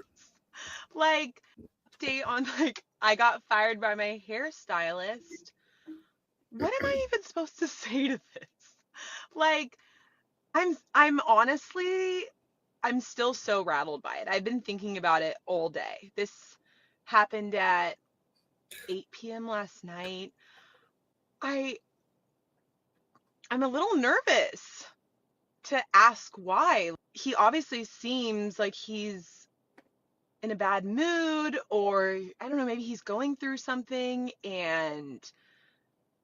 I don't want him to take it out on me. Like, what if he says something really mean and like says, well, I don't know, I just don't like you anymore, or I prefer to have a different type of person in my chair. Like, what if he attacks me personally? Like, it hurts. I've been with him for 6 years. Like, he's someone that I would consider a friend, I guess, if you can have friends with I don't know, if you can have friends with your clients. Like, I would consider him a friend. Like, I'm really rattled by it, and I really want to text him back to see what he says, but also I'm scared. I don't know what to do. So this one is about someone getting she calls it getting fired by her hairstylist. Yeah, I've heard of this. It's a real thing. What's your thoughts on this one? Well, I've seen a couple of these before. It's a real thing where the hairstylist basically say, I had enough of your bull. I don't want to deal with you no more, because they usually bring some type of drama or something that they don't like. The energy's off. So sometimes they probably always late. I mean, it could be anything. Okay. But I know women will go miles if their hairstylist move. They could move 2-3 towns over. They going to meet him if they good. You know what I mean? So he will go wherever he is. He could move 3 states away. She'll go. Now, the way she's talking about it, it almost seemed like she's like they're more than stylists, more than friends. It seemed like relationship. It seemed like that's what she wants. I'm not saying that's what's going on, but the way she talks about him, like she said, he could be. She wanted to say special friend. But she humbled herself a little bit. So I'm wondering if that may be a reason why she's been ghosted. You know, however you want to put it. But she's not handling it very well. She's not. She's crashing out because he was good. And I'm hoping we're actually talking about hair, you know what I'm saying? But I seen it the same way, Pete. I'm not gonna lie. I seen it as she was more expecting a relationship or something more than that friendship. Just to hear. Once it got terminated, now she's lost. She's trying to figure out what did she do wrong. What do you think got it terminated? She has. I can't say. I don't want to judge. No, what do you think? It's us with Lyman. I think she got I gotta get my flag and put my Trini flag back here. But the one I got is too big. I want to get a small one. Get it up there. What's the name earlier said something about the flag? Yeah, we gotta get our Trini flag in the back. No, I have mine in the background. That's what he's seen. I normally blur my background. That's why he got to see the flag back there. Yeah, you can see it. But what I was gonna say, I think that she is, and I got my U.S. flag there too. My U.S. flag right there too. Is she? I think she comes off as somewhat awkward. You know what I'm saying? It's because it's like, I can't speak for ladies, so I'm not even gonna go down that road. And she give me that vibe, you know, the lady that like you, but you got a girl, but she keeps showing up and you trying to be nice, but she keep pushing it because you're nice. Right.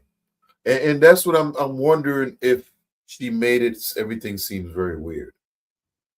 You know, like when she's there at getting her hair done, whatever, he may have other clients there, or she's not having a good time. Of course, there's 3 stories, 3 sides for every story, you know. So I don't know. She was about to crash out, though. She was about to crash out. Oh yeah. She was definitely going to crash out because she's losing. It's like she's losing her friends. Guys don't see it like that. It's like, yo, my barber thinks. Well, here's the thing, right? Does she feel that way because when he's doing her hair, she actually, he kind of becomes her therapist, you know? Because your barber or your stylist, they usually sit there and listen to you talk, and y'all be, you know, chopping it up. You know what I'm saying? So maybe is that what she's missing? Well, in that tight knit thing, it's kind of like I don't want to say form of intimacy, but it's a form of bond. Right. Because it's like this. When you getting your hair braided, when I had long hair, you had long hair. You go over a chick house, and you're younger, before you started getting to the age where females started getting married and they started, you know what I'm saying, chick braiding your hair, it's all in their bosom and stuff like that, and is turn this way, you braid, you know what I'm saying? It's a close proximity type task, right? And some people don't know how to differentiate it. You know what I'm saying? Some people don't, you know. And if the hairdresser was a guy, it's that probably a male affection in a tight spot where someone is, providing a service. We got to call it what it is, providing a service. And she's thinking that it's more than that service. Yeah, she definitely, I mean, I'm assuming that she was paying, and he probably would have charged anything she would have paid, but he just fed up or whatever she was dishing. Yeah. It seemed like it was a lot. Definitely. She was like, yeah, why you block me? Why you block me? I thought we had something. I'll pay double. Thinking Javier. I'm sure it was some guy named Javier. He lived over there on top of the bodega, from right around his house. All right. Let's move on to the next one. Go ahead.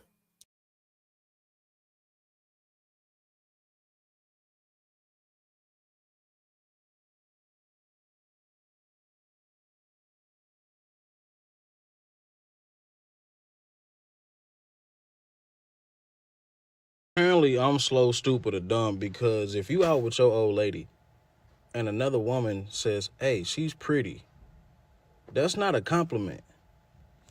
What the fuck do that mean then, bro? I'm lost. Like, I've been seeing this all over. What the fuck do that mean, bro? Maybe I'm a little illiterate or something like that. I got a couple screws loose, but I thought that was a motherfucking me compliment. What do that mean? So this one was more so for the ladies on the panel. I had to make sure I keep the ladies in case the ladies came through, but I have no idea. Do you have a clue what this means? So, the woman said it. Yes. That means she ugly. Huh? Yeah. You know what I'm saying? Yeah, she throwing shade. Because she says she cute, right? Yeah. She says she pretty. It could mean a couple things. One, she a stud. She thinks she cute, or she's ugly as hell. As you said that, you have me thinking. Pretty girls used to say that. It's like, oh, your girl, she cute, or she pretty, and it's like that bitch ugly as hell. I think I kind of get, but I always thought it was a compliment too, so that's why it didn't make sense to me. But some ladies say it as it could be a form of insult. This one was meant for the ladies because I really wanted to know what this means. Yeah, we probably could spin that back, but yeah, that's what I think it means. I could be wrong. Y'all let me know down in the chat if y'all think I'm wrong. Let me know. Yeah. So whoever in the chat, let me know what y'all think about this one. But I always thought it was a compliment. Play it back again. Say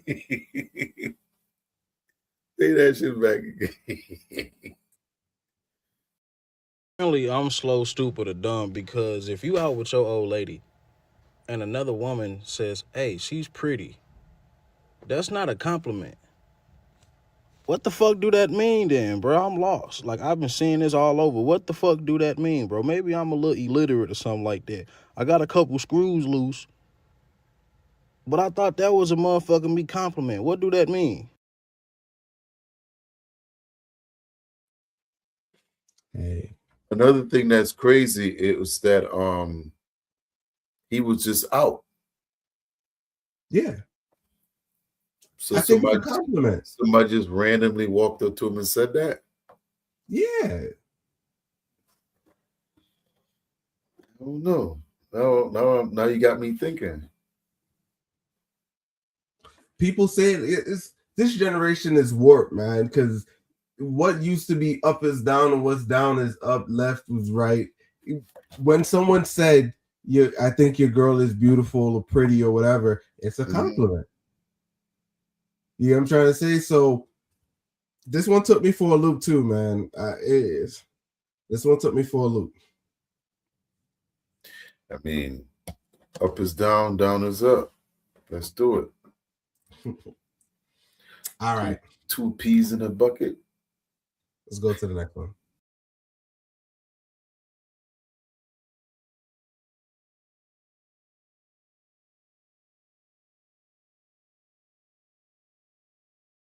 Walking on the street being like, oh my God, she's so gorgeous. Not knowing that I used to be a man. Nah, I think we knew. I think we all saw it. Yeah, we saw the shoulders, and we like, yo, that's a dude.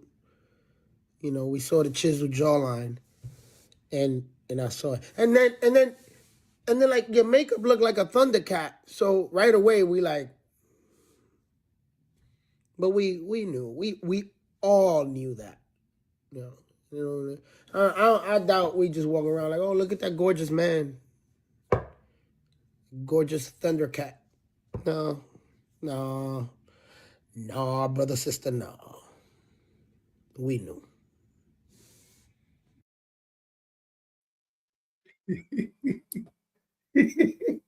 Thundercats. Oh. That was my show growing up when I was a kid. Thundercats. Oh yeah. Dang. I remember me and my brother used to wait up to watch that show. We'll come in the house in the summertime, coming down. It's about to start. Yeah, it's crazy because we used to watch all that on one channel back then. Yeah. Saturday, wait up for that. But let's face the topic on hand. I think we side skirting that shit. That was funny. I mean, he was pretty funny. The Thundercat though, that's whew. He called it. Yeah. Like I mean, the makeup alone threw you for a loop. Was like, though I was watching the episode of Cats. Yeah. You ever watch Cats on Broadway? That's exactly what it reminded me of. And I think that's where I had to use my words wisely here. A lot of these people that do like performance drag and all of that stuff, and with YouTube, because you see that's where a lot of these young kids get a lot of their stuff from these makeup artists, where it's like the makeup is overly exaggerated. You know what I'm saying? Right. Well, I think that is done for a reason. They purposely do it that way to contour, intensify and soften. Yep. To certain elements. So, like he said, he wasn't trying to hide who he was. He was like, I saw that. You know what I mean? You could tell, like, the Thundercat. Like, you're, you know what I'm saying? Like, they wasn't trying to dim it. I'm sure he can dim it down if he wanted to, but it was done that the way to exaggerate certain things. Yep. And I had to tell one of my daughters that one time, because the younger generation are getting some of their makeup stuff from some of these people, right? And I was like, yo, don't let people put all that makeup on your face. You're beautiful. You don't need to you know what I'm saying? Some ladies, you ever seen some ladies, it's like, damn, you got on a whole cake on your face. You just got makeup everywhere. Yo, I got a whole makeup kit. I remember you had one. I know why. Yeah. You know what I'm saying? When I went to modeling school, you had to learn how to yes. Because everybody on TV wears makeup. I agree. Like, so I had to learn how to put makeup on. So when we had a show or whatever, I used to have to do makeup. Yeah. So I actually learned at the school. I went there for like 13 weeks. I actually learned how to do makeup, and I got a whole kit with different contours and everything in it. You know what I'm saying? It's pretty neat. Yeah. But but here's the thing. When you put the makeup on, no one will know you're wearing makeup, but they know something's wrong. So when you do it right and get the right blends, it's just to fill in certain spots. Yeah. That right there isn't a fill in. That is, I am wearing makeup. And I am a man. Something like that. But that was funny. I like that. That was yeah, his breakdown was on point. His breakdown was on it point. was. Yeah. That was one that I tried to diversify. Here we go. Let's go to the next one.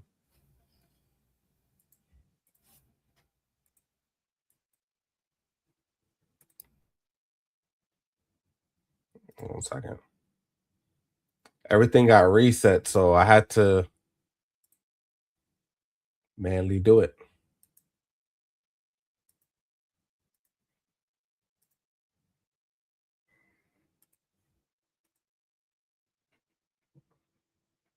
Walking on the street being like, oh my God. Not the right one.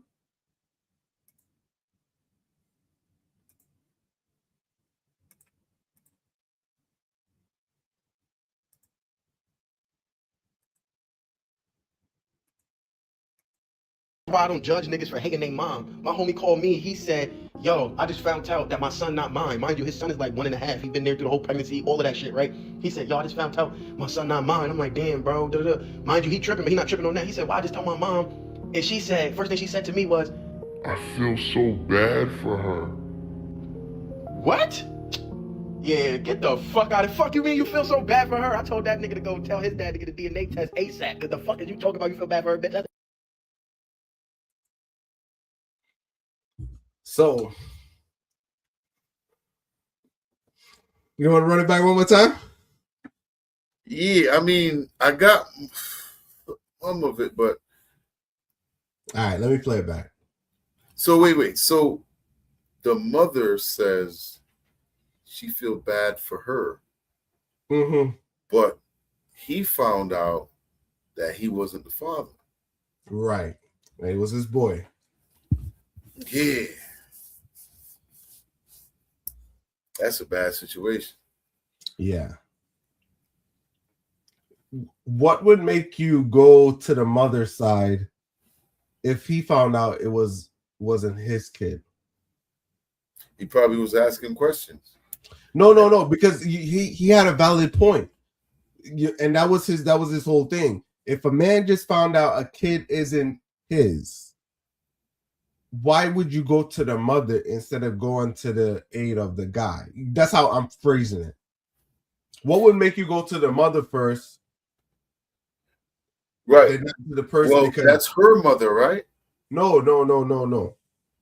No, yes, that was his mother. So he's not the person. The person telling the story is not his story. He's telling the story of one of his boys.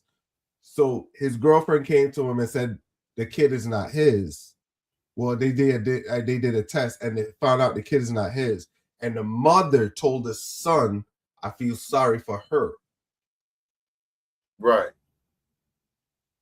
You know what I'm saying? So, yeah. I don't think my mom would do that. My mom would more likely say, hey, pack it up, ride out. Yeah, but I don't think the son's going back, right? No. You know what I mean? So I think the mother's just saying, I feel sorry for her because maybe she, we don't know where she at, but if she's definitely in a tough place. She ain't lying. Okay, so you agree with her statement? I mean, I don't think it's something bad to say. You know what I'm saying? She could just be, I feel sorry for her. Because how many potential dads are there?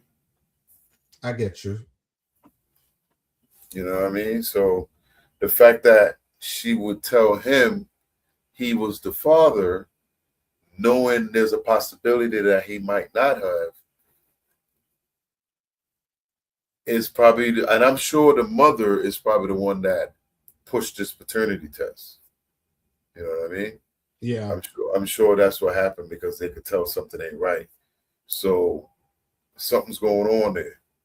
You know what I mean? I can see that point. Where the mom kind of stepped in and the mom was like, yo, I think you need to, this might not be my grandchild or whatever. And they got it done and found out it wasn't.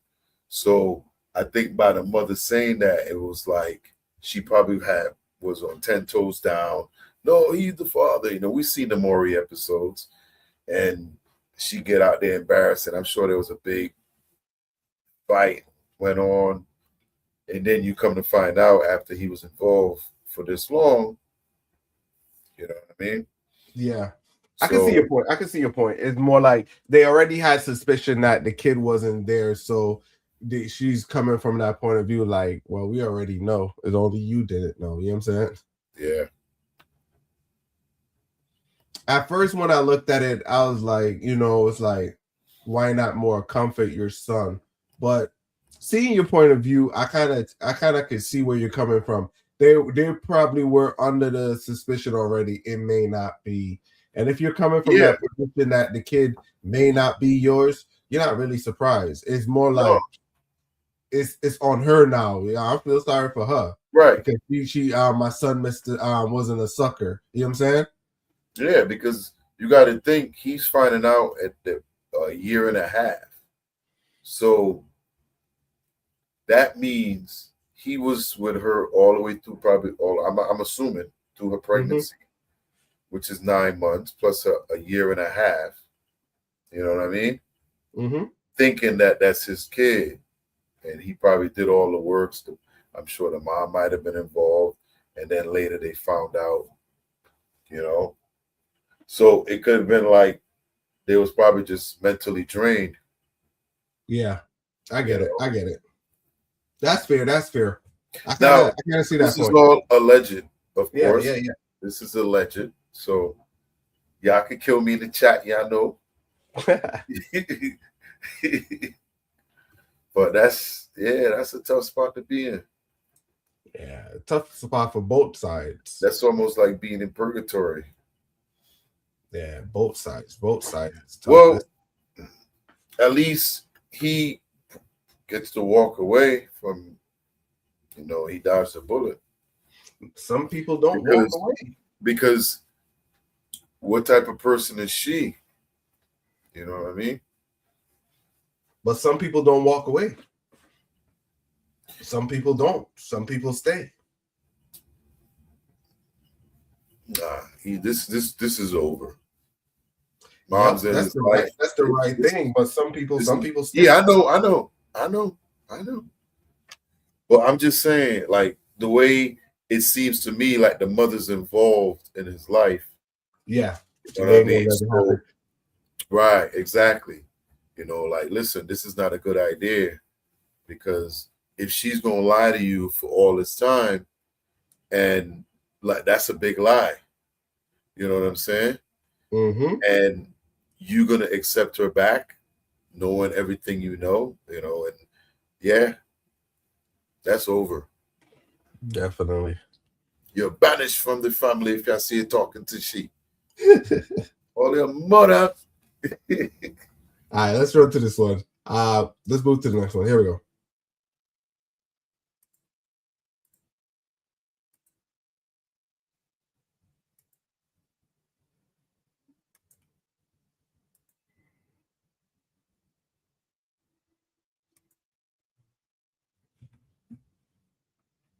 It is a wild place. I recently saw a video of a young woman that was 24 with 7 kids and married. But here's the thing that bothered me. All of the women dragging her through the comments. Black women are 3 times more likely to die of childbirth than white women. Black women face more disparities than any other group. And yet, after Hispanics, we're having the most children. Our fertility rate is the highest. So in 2026, if you're married and you're able to have 7 kids, that's a blessing. That is nothing that somebody should feel shamed about.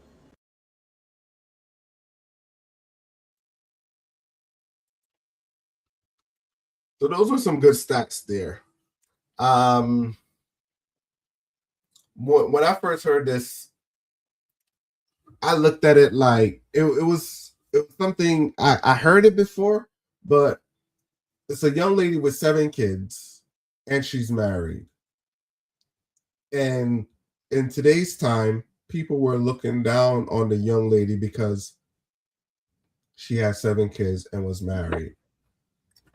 That was normal back in the day. You get what I'm trying to say? And so you could tell how society has shifted. great grandma had 15. Mm-hmm. You know what I'm saying? Auntie Lenore had 10. Damn. You know what I'm saying? Uncle Michael had 8. That was normal. Like, I think we're in a time now where people look at it different. Like, for instance, I remember there was this video or picture and it had Steph Curry in it, right? And it was a picture of him and his family, his whole family. And somebody made a post that say, why they all look alike? And somebody was like, because they got the same parents. And he's never really seen something like that. You know what I mean? You could see, like, in real time, like, bro, like, this is what a family looks like when it's just the same parents. Yeah. You know what I mean? And it seemed like that's a normal thing now. Like, if 2 people are together that have 7 kids, people like, oh, wow, you're like dinosaurs. Like, no, that's normal. That's how it used to be all the time. You know what I mean? And if one kid looked different, then you know something ain't right. You know what I'm saying? From the video before, you know what I mean? Somebody stepped out. True. I was gonna say, I seen a post where they said, growing up, fathers used to have 3 to 4 kids. Now, kids have 3 to 4 dads. Ooh. Ooh. I was like, I had to stop and think about that for a second. I was like, yo, what? Growing up, fathers used to have 3 to 4 kids. Now kids have 3 to 4 dads. You know what I'm saying? So there's 3 different males in their life where a father has 3, 4 kids. You know what I'm saying? So, and that's your picture with Steph Curry. He has all his kids together, and someone outside of that, he would go through different dads, and that's what that kid is seeing. You know, right? They had different dads. Yeah, he got a bunch of brothers with all of them got different fathers. Yep. You know what I'm saying? So none of them actually look alike. So when some people see a family that all look alike, they be like, the rare breed. True. Rare breed. That is crazy though. Definitely. But most of these, like the part that got me to was, I didn't know Black ladies had a high risk for pregnancy. You know what I'm saying? I think I heard about it, and I seen it in the islands too, where they used to say it was a blessing when baby get born. It was a blessing because a lot of ladies used to die going through birth. Yeah. I mean, you know, it goes back to the way things ended. You know what I mean? But not the best healthcare systems. A lot of things. But yeah, it is for Black women. I do remember that. Yeah. At risk. Definitely. So that was that one. That one was kind of a little bit touching. So the facts on that were pretty good, man, to see. But I give that young lady credit for you know, being married, having 7 kids, and you know what I'm saying. But I don't think certain people hold marriage is sacred anymore to a certain degree. Some people hold marriage sacred anymore. Yeah. Let's see. I mean, if you can have kids and raise them, go ahead. Definitely. Let's move to the next one. I think this the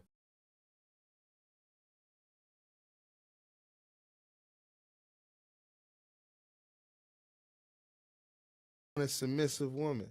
Okay. And that's point blank period. We want somebody that we can come home to. And actually, matter of fact, I know this is going to resonate, that you want to come home to. Yeah. Because you can have the baddest woman on this planet. Yeah. But if you know you're going to come home and she's going to be nagging about something, you don't want to go there. Yeah. You rather go to somebody else's crib that you know at least I can sit there, lay back on the couch. She's gonna order some DoorDash and we can just sit back and watch Netflix all night. You know, and that's the men, we go to peace. And what you see, and I don't want to just label it for the black community, but we're all black on this set right now. But you know, we will we're gonna go to peace. Blank period. So is this true? Do men want to come home to peace? Hell yeah. This was the next topic for the ladies, where the ladies were supposed to chime in. Listen, what he was talking about, he's on point 150%. Like 100%. True. I do agree because yeah, man, if you're coming home to a rough house, why would you want to come home to chaos? Because you think about it, right? You're working all day. A lot of times you run through chaos at work. So when you get in the house and you want to just relax and just enjoy being home, and you come home to, well, I ain't gonna imitate nobody right now. You could do the imitation. I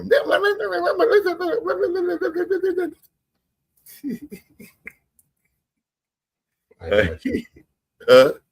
No, I said I got you. But yeah, I feel him on that. All right, let's do this, right? So that was kind of one of the I wanted to go through one of the online thing that's kind of buzzing. We're in freestyle now. Freestyle. With the riots? You want to do the riots? I mean, I'm good for anything. All right. Woo.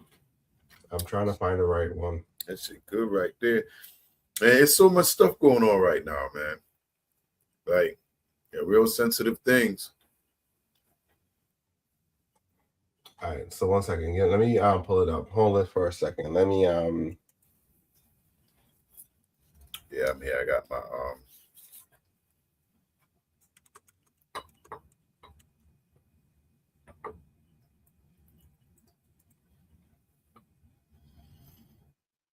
I have one in the thing, but this got working nights now, so I got nights to myself.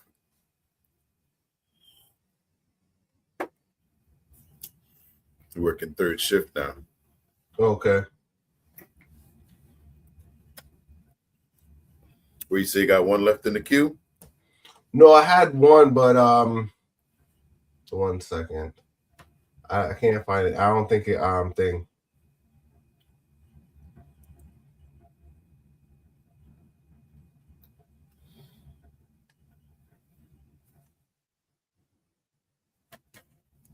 What's that? Let's go with this one. Scoot. Let's see if this is the exact one. Let me go down here. Let's go to this one. Deadly shooting. CBS News Homeland Security correspondent Nicole Skanga has a breakdown of the events as seen from various angles of witness footage, and we want to warn you, the images are disturbing. About 2 minutes before the shooting, Alex Preddy is seen arguing with officers. One officer pushes him back, and an individual is detained as Preddy's argument with officers continues. Preddy, holding a cell phone, was allegedly there as an observer to document what was happening. About a minute later, Preddy is seen standing in the street, filming, directing a car past him. An officer then approaches another apparent observer and pushes her. She moves to Preddy and holds him by the waist, and the officer approaches and pushes Preddy. A second woman walks over. The officer pushes her to the ground, then sprays Preddy with a chemical irritant. Preddy raises his hands to block the spray. Preddy and the first woman then move to assist the woman who is knocked down, and the officer continues to spray. Several more officers arrive and drag Preddy onto the ground. An officer in gray reaches into the struggle and comes out holding a gun that appears to match a photo of a gun released by the Department of Homeland Security. In this video, obtained by CBS News, you can clearly see the gun being removed from Preddy's waist by the officer. The first shot is fired about 1 second later. Slowed to a quarter speed, you can see and hear how quickly the shot follows the gun's removal. In another angle, you can see an agent watch as the gun is removed from Preddy's waistband before the agent pulls his own gun and fires at the kneeling Preddy. The officers move away from Preddy as at least one of them continues to fire. Preddy does not appear to be moving. Around 10 shots are fired in total by law enforcement. After approximately 45 seconds, at least one officer eventually moves in and kneels next to Preddy. Nicole Skanga, CBS News. For more. So, listen, man, that's now that video you just showed, the first one, that's a new footage. I haven't seen that footage of the prior engagement he had with them. Yeah. You know what I mean? That shows that video, whoever shot that got a good. Well, I'd say that this video was well edited to you know. Well, what it was, I saw when it first happened, the videos that were out was what was out. So as days progressed, people started posting their videos. This one here, I haven't seen the one here from the prior situation he had with the agents, you know, before that altercation. Like, this is all, it's all senseless, man. You know, it's a senseless death. Yeah, this one was a senseless death. You know, like he didn't even have to be there. Exactly. And he had it's like this. It's half and half. Some might say he shouldn't have had the gun, but I think if you got a permit, you're more than free to carry. Well, he had a permit to carry. Right. So I give him that. So that's not an issue. So why go to a protest with a loaded gun? Because he can't. You know what I'm saying? He can't. So would I get it in me? Would I try to get into drama with the police knowing I got a gun on me? No, Jose. No. I'm going as far as possible. So how much of this you think is entitlement? And this is what we're trying to come up with. You get what I'm trying to say? This is where shrink and bring a this is where as we go through, it's based on, even if we know your rights, man, I'm not doing that. I'm not. No. It's not in me knowing I could be held liable or lose my. It's like this. My mind knowing that who I am, I can't do certain shit like that because I can end up in that position. Exactly. So that's what I'm saying. Like, you got to be real entitled and feel a certain way to engage the. Now, do you feel like maybe it's they don't respect the agents? They look at them as lesser than cops or something. I don't know what it is, because the way they've been engaging with them has been, you know, and that video right there, they did a lot of Mason, and you know what I mean? And the fact that these guys are getting in the way of these people, they're kind of causing issues, they say, with obstructing. Yeah. Right? Now, I know a lot of people be like, oh, why don't they just arrest them? I was like, yo, where they gonna put them? They ain't there for them. You know what I mean? Yeah. But it's definitely a sad situation, man. I mean, prayers go out to his family, but he didn't have to be there. Nah, I agree with you because that's what I was saying. I'm like, yo, I'm not. The protests don't make sense to me. First thing, the protest. So, you think they said to him, "Get on the ground," or they just jumped on him?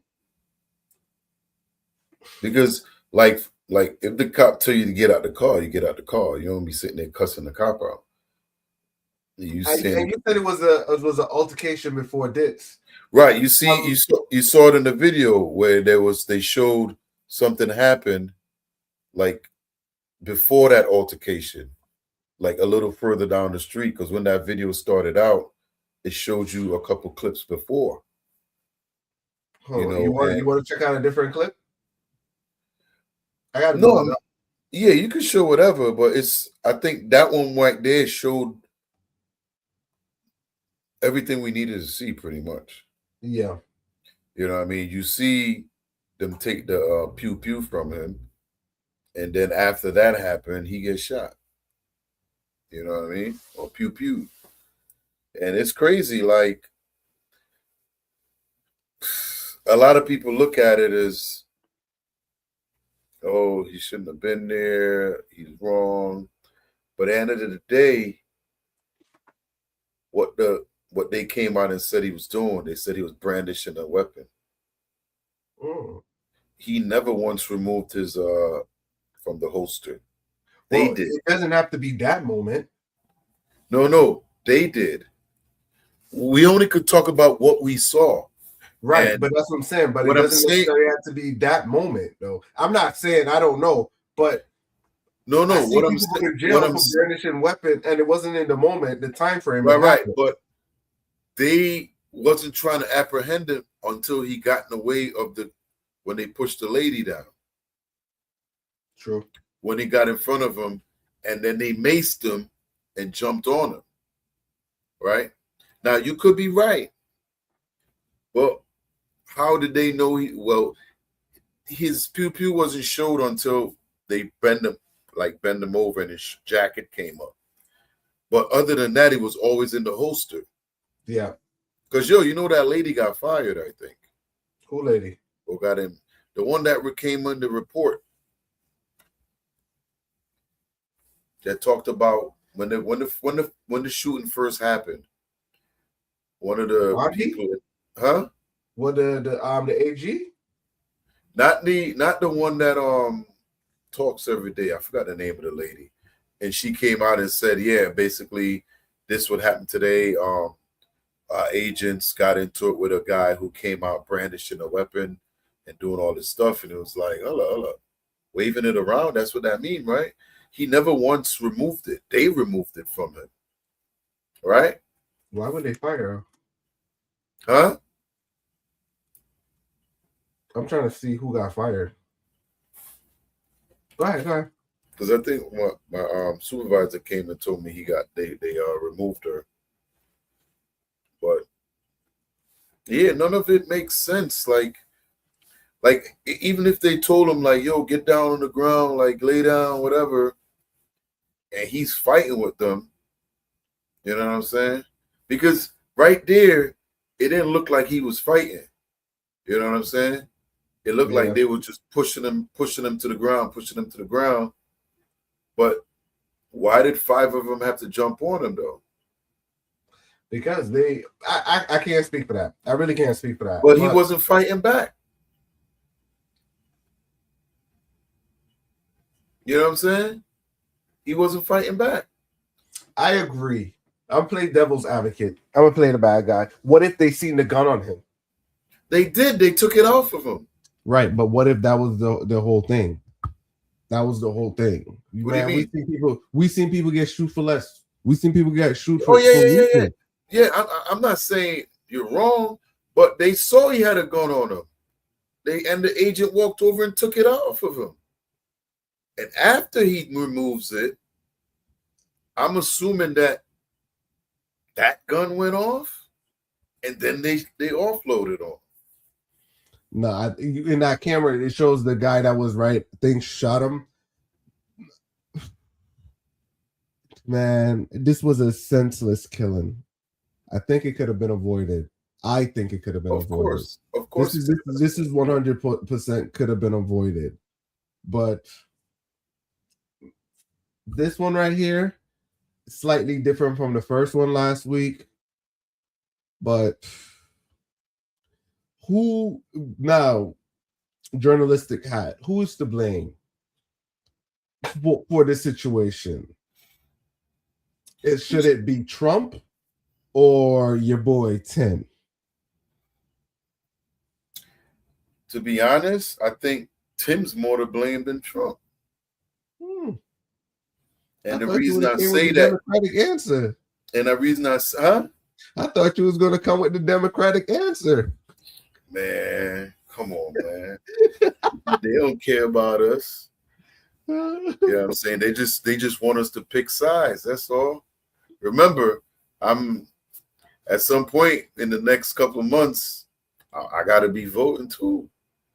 So I'm paying attention to everything, man. You can see what is and what's not. You just got to open your eyes and look. I agree with that. You know what I'm saying? Like, I'm thinking at some point, man, they might try to put them in jail. You know? Nah, they're I think they got immunity. As you said that, P. As you said that, after these, we go back to thing. Well, I'll probably do that on it. We do that on a different panel.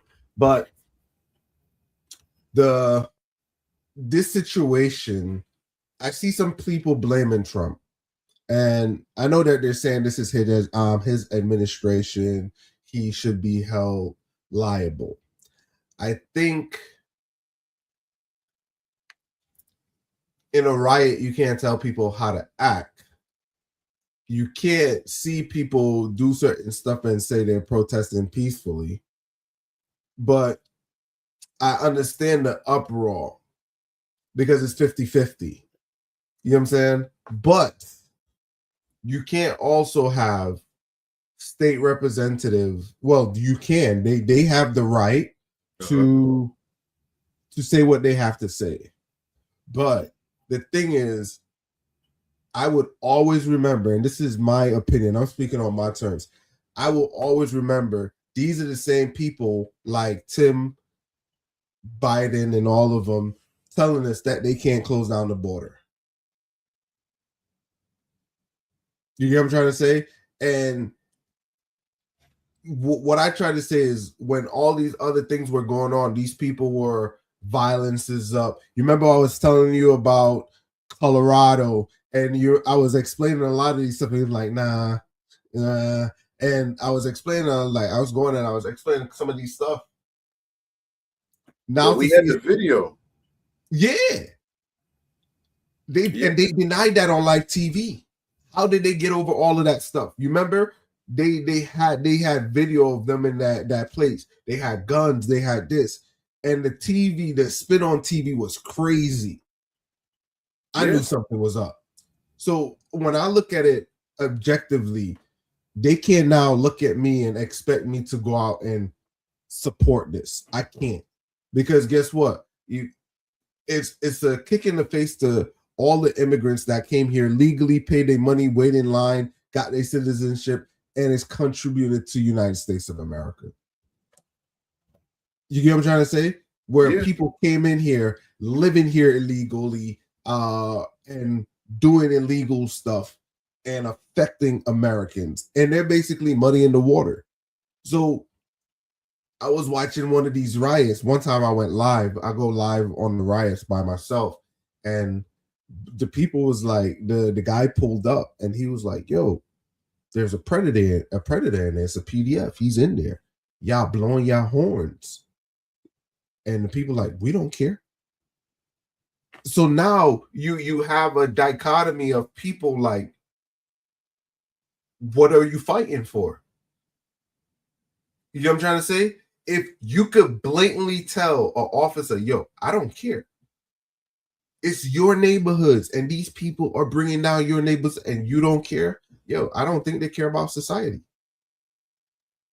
No, I mean, people move around now, man. People don't live in the same place for a long time anymore. Like, but why is that? Why is that? Because they're stuck in a system that they can't get out of. So the question then becomes, right? And I'm starting to, like, my frame of mind is slightly starting to change a little bit. Is it, who is the system? We got to ask ourselves that as minority. Who is the system? Right. Because I don't see, trust me, I could go on the internet. I could connect with every race right now.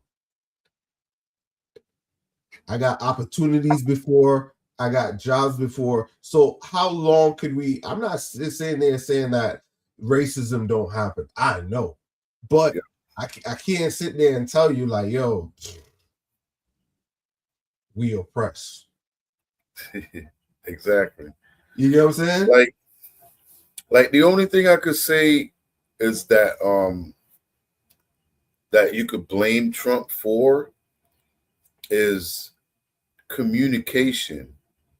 Like the agents, they kind of like bounty hunters, and they're not tapped in with the cops in that city. A lot of things in that city. I gotta push back. So no, I would push back.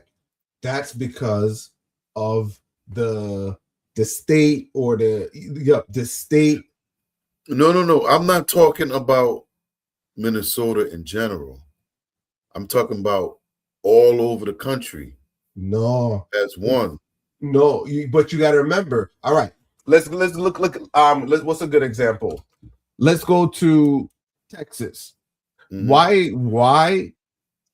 I think one got shot in Texas. So Texas might be a bad example, but it was an off-duty cop. I read about that one. I might have the state wrong, but this one was a off-duty custom agents killed somebody. I can't remember the state, but I think Texas had one of the highest border crossing. Why they don't have that issue where the state like borders Mexico or something like that? Why aren't people in Texas fighting for the same way these people are fighting?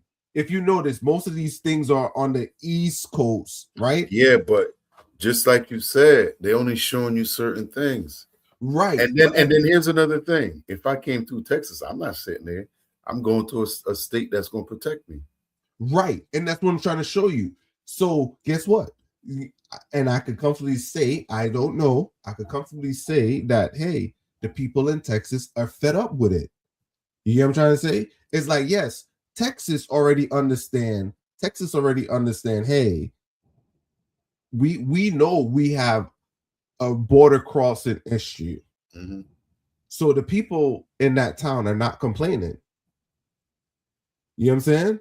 Mm-hmm. They understand, hey, we need some of these people from other countries to come in here, do 1 and 2 things, but they got to do it legally. Right. So they understand. So why is it a more liberal state further up fighting for some of these people?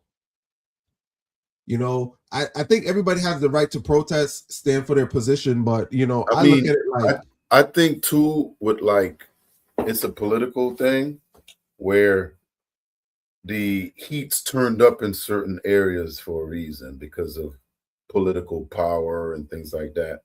But I believe that because we talk about the agents before, the ICE agents. Yeah. You know, they've been around.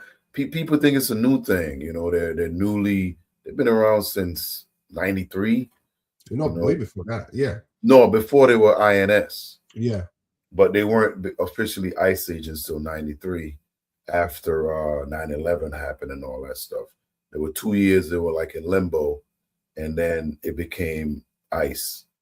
So it's not something that Trump came up with. It's always been out there, you know, and I think maybe some of these agents could be trained better. You know, I don't know what their training are, but, you know, this is stuff that I'm seeing. Yeah. Yes. I don't think it matters. It doesn't matter what state they're in when they're doing their thing. They're still That's what we see. You're seeing it. And I think a lot of this stuff is senseless. And even though they want to press charges on these people, they're going to get pardoned anyway. So they're federal bounty hunters, pretty much. And they got a tough job to do. And if the numbers are what the numbers are that we claim the last administration let in, then, but I was talking to a guy the other day, and he was kind of saying that he's a Hispanic guy. He doesn't like the demographic that they're always targeting, because if you look from what they say, there were a higher Asian population that came in, Irish, Italians, that came in over Hispanic and blacks, like in bigger drones of numbers. But those people aren't getting targeted, and they are. Well, I know they are. I've seen clips, even the Cubans now are getting hit up. I think he signed that order to remove that protection they had. Trust me, I think you're right, but it's what's being hyper focused on. People feel that, but no, they getting hit up. Everybody getting hit up. Yeah, everybody getting hit up, I think. Yeah, everybody getting hit up. It seemed like they have a greater, I'm not sure what the word is. It seemed like they going after more black and brown people. I mean, especially Hispanics. When it comes to like some of these South American countries,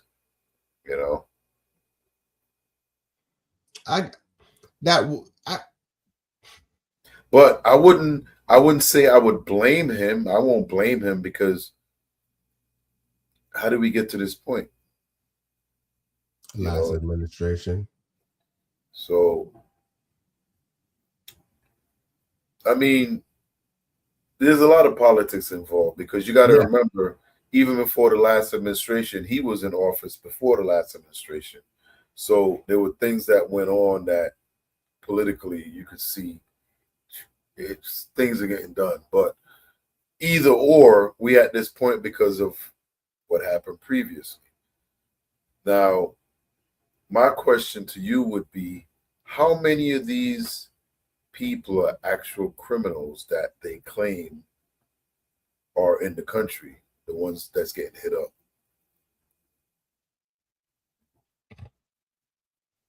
Because he claimed that Venezuela dropped their prisons in here. Yeah. You know what I mean? So are we getting those people out? And my other thing is, if you have somebody in jail, arrested with a felony, shouldn't that be like an automatic deportation? Yeah, that's the thing I could never understand, Because they say, oh, they got to go through their due process. And then I guess they could get, but it seemed like some of these people are also getting protected in certain states. I think it's a money grab, I think it's a money grab because it's like this. If you're not a citizen, you don't have rights. Well, right. So who's getting the money? Well, the lawyers. Oh, so you think the family end up paying all that money, and then you got to pay. Somebody got to pay. Well, you can get a public defender. Right, but even though that, the state is still paying. It's still the money. State pays. Yeah, somebody's still getting paid. So if I got a caseload, I was watching I can't remember where it was. There was a high caseload for children lawyers and people getting represented that would be getting like deported. The deported part, I can't get the right name, but there was that situation where their caseload was high, even though some of these people weren't going to stay. They were just going through trials. They were going through trials, and some of these people were getting deported. But guess what? Everybody had their day in court. But still, the court was still getting money because whatever was being paid, these people had to be represented. You know what I'm saying? Some people got deported. The kids were left behind. What to do with the kids? So you see everything. So if you look at it, if they leave the same way they came, ain't no money to be made. I'm assuming if we funnel them through the system on their way out, we make a lot of money. True that. I could be wrong, but it's something to always do with money. Because trust me, even deporting them, money. Yeah, because they got to pay for the plane and everything and put them on there. You know what I'm saying? So either way, you know what I'm saying? Either way, is money. Money's look, even this, even them having to pay ICE to go out there and remove is costing money.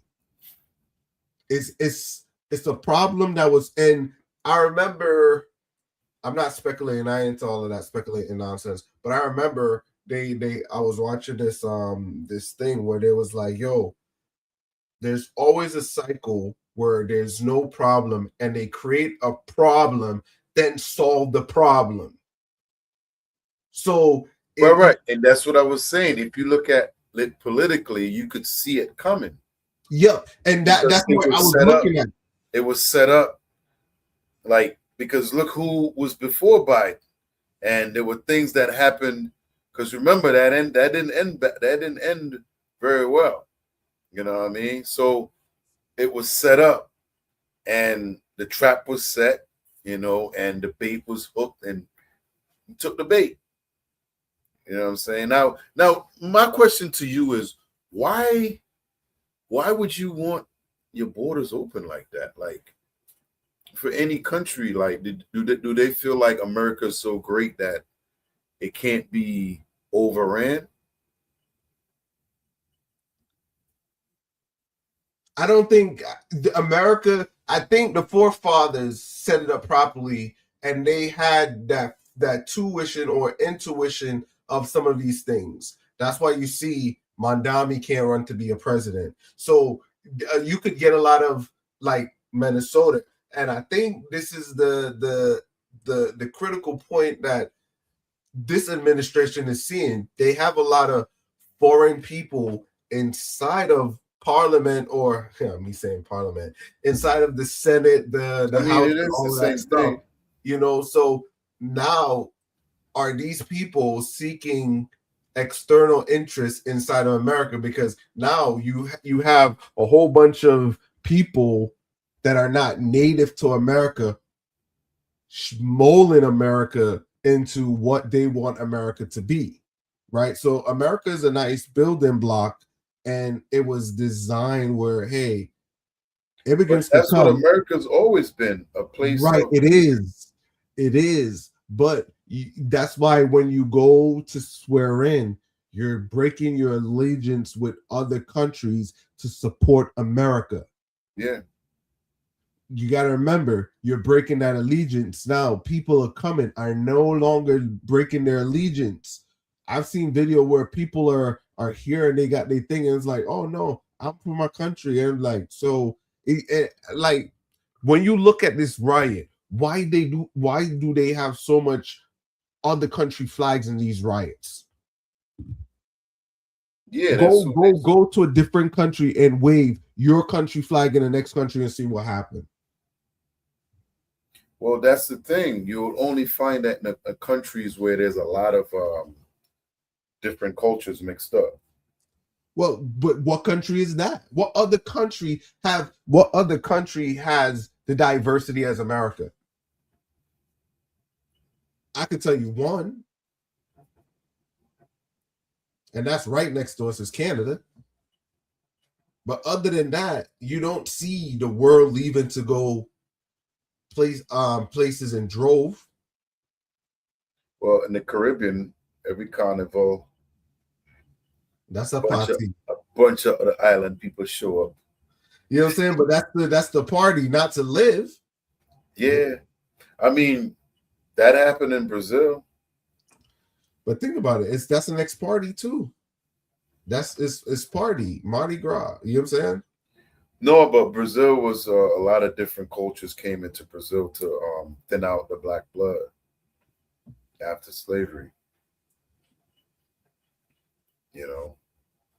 But yeah, I mean, that's what America is, man. America's a melting pot. Yeah, it is. It is. You know, and people come here in drones, and that's why America's always been what it's been. Definitely. I just think now that a lot of immigrants are now going into, like you said, Parliament. You know, where they're getting more involved into the government now. Yep. And second generation kids are now coming up in there. And it is a little different because you hear the names.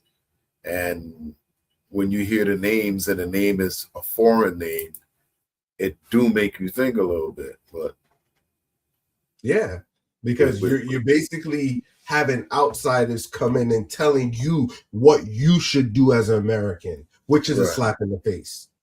So it's like this: if you're, but I'm talking about second generation or third generation. No, some of these people are first. Because as first, the most you can do is you can run for certain stuff, but you can't move all the way up to be like presidents. But I feel like a lot of these people are people that the government brought in from these other countries. I won't say that. I won't associate them with the thing because that's why that other lady in hot water. Most of those people that's there, you know what I'm saying, the fraud so those and all people of that got asylum. Yeah, because like with Somalia, they got their junk back in the bush. Yeah, the TPS. Yeah, 91, 92. So have those people able to get naturalized? Do they have the opportunity? Some of them were.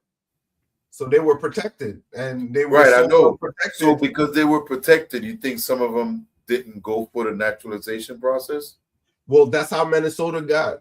If you go, it's like this. If we were to look up the population in Minnesota, I think it's like 10% Somali, and 10% Somali is literally running the whole city. What it is, that means these people dial into their area, and look, you have government or state officials playing to their side, and I got to give it to them. They played it right. They played it right, you know. But they played it well. They played it well, you know, because to have all these Somali communities and some of these people speaking their language, and you know, hey, I give it to them. It's the same thing with the Polish people. They got some communities here where people it's baffling to me that I see people living in America and they can't speak a word of English and they doing good. They you know what I'm saying? got their own banks over there. You know what I'm saying? I seen it where people, I go places and like, how the hell you live here and you can't speak English? And they got business, they got cars, you know what I'm saying? They're thriving. It's like when you go to New York, nothing but West Indians on Flatbush and all them places, Chinatown. Yeah, and people don't speak a lick of English. Nope, and they doing good. They surviving. You know, so it's like, you know. So I always go back to that. We had the Italians up the street. Yeah, you know, it's nothing but Italianos over there. Just and you see it with the Haitians and them. They speak Creole and down there in Florida and them places. Yeah, but I understand it. I understand it. You know what I'm saying? Once you in the neighborhood, I think a lot of that's going away now, though. Like Chinatown was always like what's been developed will always stay there, but to get a bunch of people to move to the same place now, I think it's a lot harder. True, you could still do it. It used to be, huh? You could still do it, but you could build your own community. Yeah, you could build your own community. You can't just say it's exclusive to a certain race. You get what I'm trying to say? Yeah. You can't just say it's all black. You can't say it's all white, because now you're starting to go into discrimination. But you could definitely build your own community. Tell me what it is. If you don't want me, let me know. If you don't want me there, let me know. and I will not be offended. True. You know what I'm saying?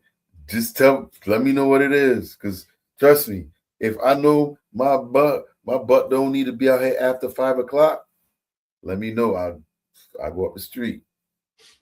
So, hey, I ain't gonna be sitting here. Well, why would I want to be around a bunch of people that don't want to be around me or don't want me in their presence just because the way I look? Like, yo, I'm good. I am very happy over here. Trust me. It ain't even that, Pete. We learned that how we started off this conversation. Why would I want to be next to a whole bunch of people that's killing their own kind too? You get what I'm trying to say? And that's what we came from. We came from, hey, it had people, they were out. You know what I'm saying? Yeah. You had to be careful. You didn't look like someone else, or you gonna get clapped. You had to be careful. You wasn't wearing something else, or you gonna get clapped. And so it's like this. Even though some people see it in color, we can make the differentiation like, hey, even your own kind could do the same thing. It's just reverse. You just gotta look at it and see. And once you understand, hey, especially your own kind, you know what I'm saying? Once you can see every day, they know all your moves. Exactly. You know what I'm saying? So once you can see this, you gonna know. So it's like this. If I could come from a group of people where I survived and they were crazy, you think I'm gonna care about what a next group who care about color think about me? No, I'm gonna move someplace where I'm accepted. Yeah. You learn. So you don't have to tell me about no other color or creed or whatever that don't like me. No, I seen it. I was raising it. You know what I'm saying? It wasn't hatred of my skin color. It was hatred because I know you could clap me, so I'm gonna clap you first. You know what I'm saying? For real. Yo, that's how it is. You get the drop on them. They hit you first. And that's all it is. And it becomes a senseless thing because it comes more violence begets violence. Yeah. But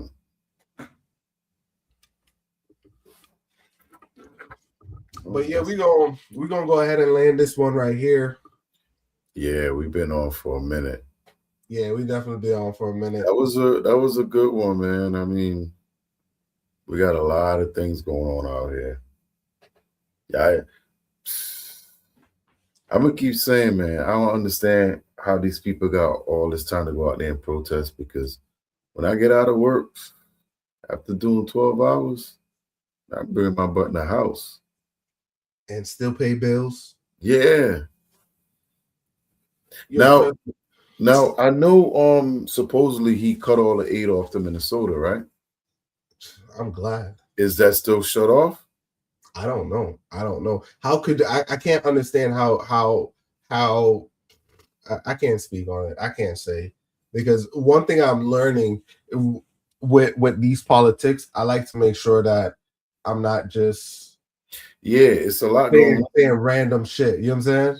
Because it's like $9 billion random shit. That was the fraud amount. I don't know how much the fund they cut. How much the funds they cut. The fraud was about 9 million, but from what I'm hearing, he cut off all aid, like everything. So any government program that's usually going to Minnesota got shut off until they figure out the corruption. Yeah. I mean, that's from what I remember hearing, but I'm wondering if it's still shut off. True.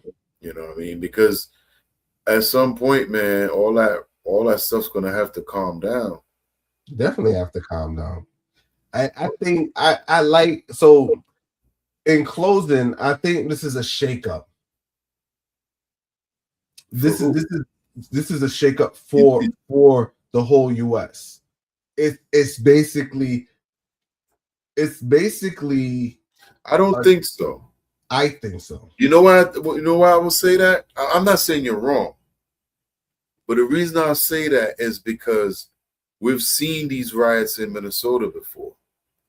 In the past couple of years, we've seen, I think if we see this in a city or a place where we normally don't expect it, you know, we'd be like, oh, wow. Oh, what's going on over there? I think that will be more of a test. You know what I'm saying? I mean, now they went after Somalians in Minnesota, didn't they? The ICE people? Mm-hmm. Yeah. I think so. So let me ask you a question. How many of those people are people that they remove protections from? The TPS, all of them. So they already know where they live at. Yeah, but it's we got to look into see what the TPS covers. But I think they removed it from they no longer have that status. They are no longer protected. So it's like even though whatever takes place now, they could take action against. That's the best way I could put it. So they got to actually do something to get deported.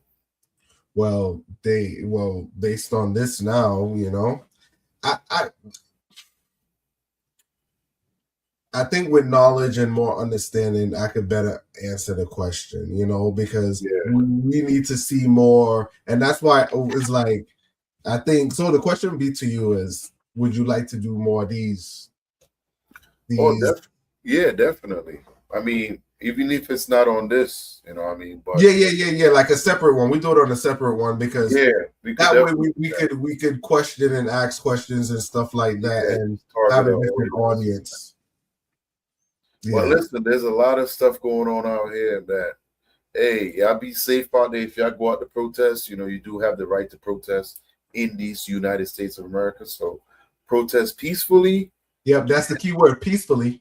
And always remember, and this black folk talk, know when to get the hell out to protest. When it turns, know when to get the hell out and get your butt home. Yeah. You know, I think people... Go ahead. My bad. No, you can go. No, I'm just going to add to what you're saying. I think people know when it's getting bad and then they don't leave. Most people know when to get out of Dodge. Well, right, but there's some people that don't understand when it's time to. Exactly. When that agitators show up and start agitating the crowd and getting them all, that's when it's time for you to exit left. Yep. You know? Now, would you, like, say I showed up here in CT, would you be out there getting in front of ICE trying to be like, yo, what you doing? Nope. Get out of here. Nope. Like they were over here. ICE came over here twice. They were right here and right here. They came at the right down the street from my job, you know, the car wash. Yeah. Yeah. I seen them one evening. They hit two places like less than 2 blocks from where I live. They hit their Spanish store. I was trying to figure out, that was one thing I was always trying to figure out.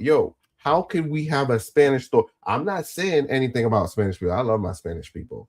But how could you have a Spanish store in a predominantly mixed neighborhood and none of these cats in there know how to speak English? They be knowing their little stuff. It's like a little bodega, right? No, it's a supermarket. But now, I know Spanish though. I know Spanish, so I can think. But is it what kind of Spanish? Well, all of them. Well, I can't say. I never stopped to think. I just remember I walked in there one time. I was asking for something, and they had to get like 5 people. Yeah. So this person didn't understand. They told me, "Hold on." I was like, speak my little broken Spanish. They went and got someone else. They're like, they went and got somebody else. I was like, yo, this is crazy. Yo, we're in America. I never had that problem. But I was like, yo, it is what it is. But yeah, ICE, they ran up in that supermarket. You know what I'm saying? They ran up in there. But yeah, we'll definitely spin back on that. Definitely. But what I want to do is, hey, if you guys want to join the panel, I put it in the description of the video. So in this video description, we do have this panel on Tuesdays and Thursdays, 9 until we're looking for a full panel, ladies and guys, to have these strong conversation. We do have a WhatsApp group. all you got to do is just kind of it's in the description. You click the link, you join. What we try to do is arrive early. We kind of give you more details, but we're looking to get this panel filled up so we could have some strong discussions. Or if you do know someone that would like to join the panel, definitely go into the description, copy it, share it with them. We're going to be here Tuesdays and Thursdays starting at 9. Definitely go check out Pete over there at Peapod Cove. You know, he got some good things going on. Your Black Diaspora channel, and he also got some reaction channel over there too. So we are here. We could do this one online though. I know you wanted to do one with reacting. Which one we want? I can't remember which one you wanted to do. A separate one other than the panel show. News one probably. A news one probably. Yeah. And while we had this time, what you got coming up next week? Well, I'm interviewing you. I'm putting you on the spot. I'm interviewing you. Well, I gotta I'm kind of going through a rebrand. Okay. You know what I mean? So I'm working on the new package, new thumbnails, things like that. After coming off the tour and everything from Kendrick Lamar, the Grand National Tour, GNX Grand National Tour, SZA, that tour went on for like months, a couple of months. So a lot of that content's on there, but now I'm transitioning to other things as well. So I'm definitely got a few ideas going on, but nothing concrete yet. But I'm rebranding everything. So that's pretty much where I'm at with both channels. The Black Diaspora channel, I'm definitely getting a panel together for that one so we can have more diaspora conversations, because a lot of people on this panel are all different cultures. You know, me and you are probably only two, but everybody's got a different culture to them. So bringing a lot of Black culture together, you know, have the conversation, because even though we come from different places, at the end of the day, a lot of us are connected in so many different ways that we don't really understand, you know. But there are Black people living all around the world, you know, even in Russia, you know, there's Black people living over there. So it's good to spread the news and the knowledge to help people out, man. And I always tell people on my show, you know, nobody that's doing well ever starts to fight. Nobody. True. So if somebody's starting to fight, they is not having a good day, it's okay to walk away sometime. You know what I'm saying? Because tomorrow is a better day. What did Pop say to Craig? You live to fight another day, son. Yeah. So you ain't always gotta show your chest, man. Sometimes knowledge, you live to fight another day. So, yeah. You could fight, but you get up and you know what I'm saying, put the gun down. You get up. Yeah, put the gun fight down. To live another day. Yeah. So, but that's it. Thursday, 9 p.m. sharp. Peace. We're out.